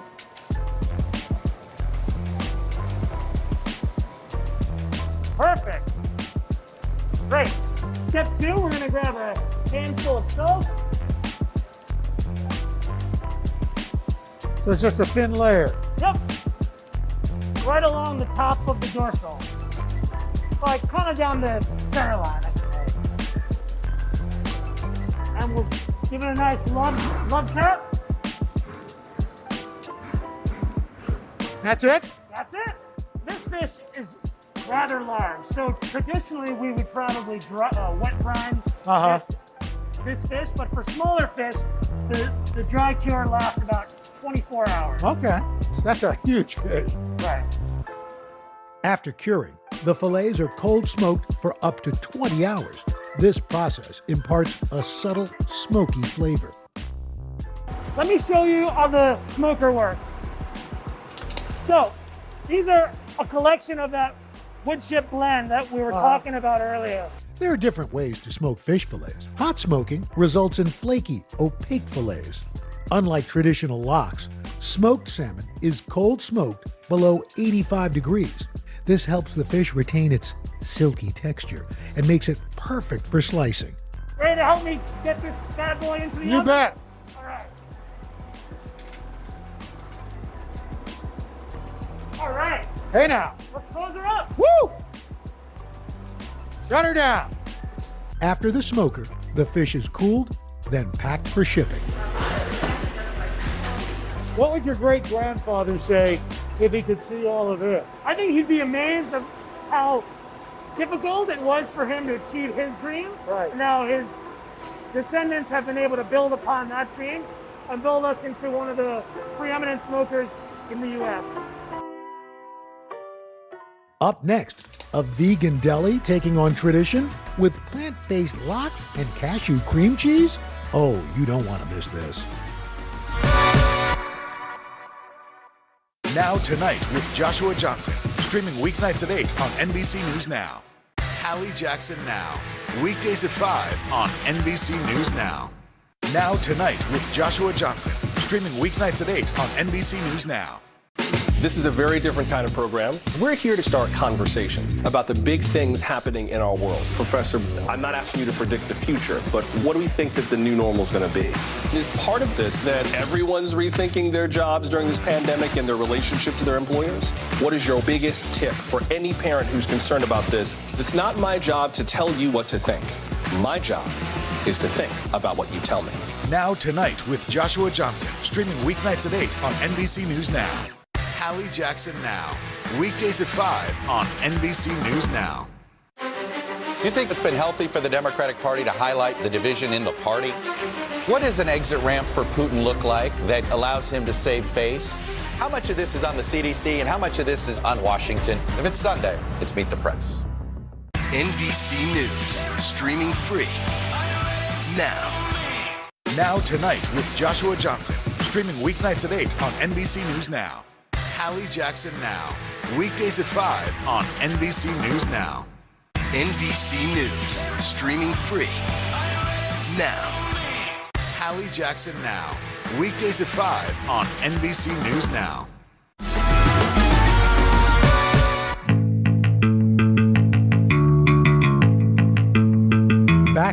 Lower East Side, two sisters, inspired by their Jewish heritage, are on a mission to make the food they loved growing up in a more sustainable way. Ladies, nice to meet you. Nice to meet Boom. you. Want to show me around? Please, come Please, on in. lead away. Erica and Sarah Kabursky are the co-owners of Orchard Grocer, an entirely vegan market inspired by classic delicatessens. This is our healthy cashew cream cheese. They want to make the vegan lifestyle easier for all. Right after college, they opened their first business, a shoe store called Moo Shoes. We opened our vegan shoe store 20 years ago. How are they? They're comfortable? About 5 years ago, we decided that we were going to update it by adding our vegan grocer, basically because it seemed like that's what our customers want. After asking us what our shoes were made of, probably where should I go eat was the second most common question. So we decided to create an experience where they could just go eat next door.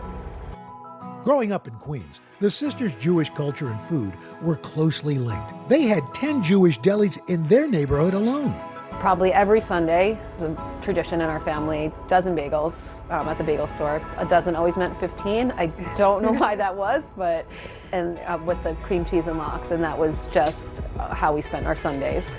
Both sisters became vegan as teenagers, but felt they lost a piece of their roots by giving up certain foods. I think our parents were supportive of our changes to the vegan lifestyle. We grew up in a very culturally Jewish household, so all of our traditions were just based around food. Today, a lot of folks are going vegan for a variety of reasons, from reported health benefits to concerns over animal welfare. For the sisters, it's also a matter of global importance. We're watching climate change happen right now, and I think that's causing a lot of people to think twice about what they're eating and how they are contributing. So it makes sense to us that it is becoming so mainstream. In 2017, Sarah and Erica saw not just an opportunity to satisfy a growing market, but to pay homage to their Jewish roots. We wanted to have a good sandwich selection that really epitomizes like New York deli food. So obviously a bagel and lox was going to be there. Orchard Grocer sells a variety of vegan sandwiches, including Reubens and tuna melts. But the sisters are most passionate about serving up a sense of nostalgia. People are so worried about giving things up. So I think just creating those alternatives and just something that people are familiar with and gives them that feeling of home. Yeah, like we haven't had to give up our Sunday tradition of bagels and lox. To help make their unique deli a reality, the sisters hired vegan chef Nora Vargas. Nora shares a passion for plant-based foods. She also knows how to turn carrots into salty lox. How did you come up? I mean, you have to think, okay, what can mimic a smoked salmon? Yeah. So how did you, was it look like you thought, well, the only orange vegetable out there, Exactly. other than a sweet potato, is carrot. We know the texture that we need to go for. We know the flavor that we want to go for. So we started with the color and then we just kind of built it from there. Okay, so let's get started. I'm Let's do really it. fascinated. Okay, all right, I'm excited. So we have prepared, what do we have? Maybe 10 pounds of carrots here Wow. for you. These are huge. These would have been huge carrots. Seriously, yeah, like Wow. the size of my forearm. But you have sliced them very thin on a mandolin? Yes, yeah, Okay. exactly. All right, so we're all gloved up and we are going to, the next step in this process is to apply our rub Okay. to our carrots. So in here we have a mixture of sugar, salt, and the rest I can't tell you about. Oh, it's a secret kind of thing. Exactly, So yeah. this would be kind of like the brine that you would use, the dry brine that you would use Yes. on fish. Exactly. Except yeah. it's going on vegetables. Yeah, we got our inspiration for a lot of different components of this recipe from the way that you would actually prepare fish if we were preparing fish and not carrots. Right. Coat everything. Interesting. Oh no, don't smell it. Don't figure out the secret just by I'm- smelling it. Okay, now. Because if I figure it out, she's going to have to kill me. So I'm just gonna start rubbing, just smushing everything in there. Once we get everything coated, we would let this sit for 3 to 6 hours, probably. Okay, great. So I think we nailed it. Okay. In here. Another secret ingredient? Definitely. Jeez, Yeah, but I can a tell lot you. of secrets here at Orchard. I'll tell you a little bit. Okay. Okay, so it's a combination of olive oil and aquafaba. Aquafaba? Yeah, are you familiar with that ingredient? I don't know. You know when you're opening up a can of beans Right. and you gotta drain them? Yes. The stuff that you drain out, that's aquafaba. Aquafaba. It's bean water. It's bean juice. Yes, exactly. Okay. Yeah. Okay, so I'm gonna pour, Okay. and then you can kind of do the same process. Okay, that we same did before. process. Just squish it all in there. Okay. Yeah, perfect. After we had let our carrots sit for 3 to 6 hours, we toss them in the oven. So they bake. We like to call it cold smoking, just to sound like classy. Like the process of making smoked salmon. Exactly, yeah. That does look very much like smoked salmon. And what would a bagel and lox be without the cream cheese? This vegan spread is made with raw cashews, salt, some secret spices, and coconut oil, all blended together with soft tofu. Should we make a bagel? Sure, let's do it.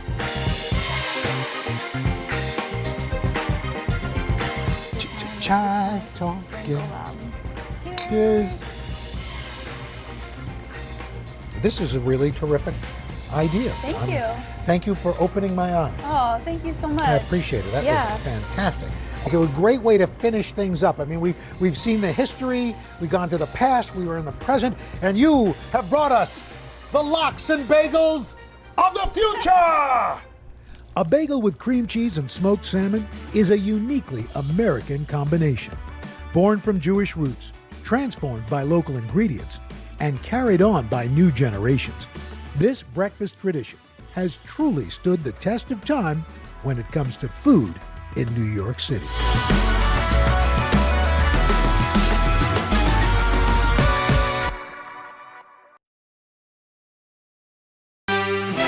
Good morning. Breaking news, playing with fire. Overnight, a dangerous blaze breaks out at Europe's largest nuclear plant after being seized by Russian forces. Ukraine's president warning the world of another Chernobyl as Russia tightens its grip in key regions. And a U.S. senator makes a controversial call for Russians to assassinate Vladimir Putin. The latest straight ahead. NBC News exclusive. William Barr, the Attorney General under former President Trump, in his first television interview since resigning, saying he confronted the president about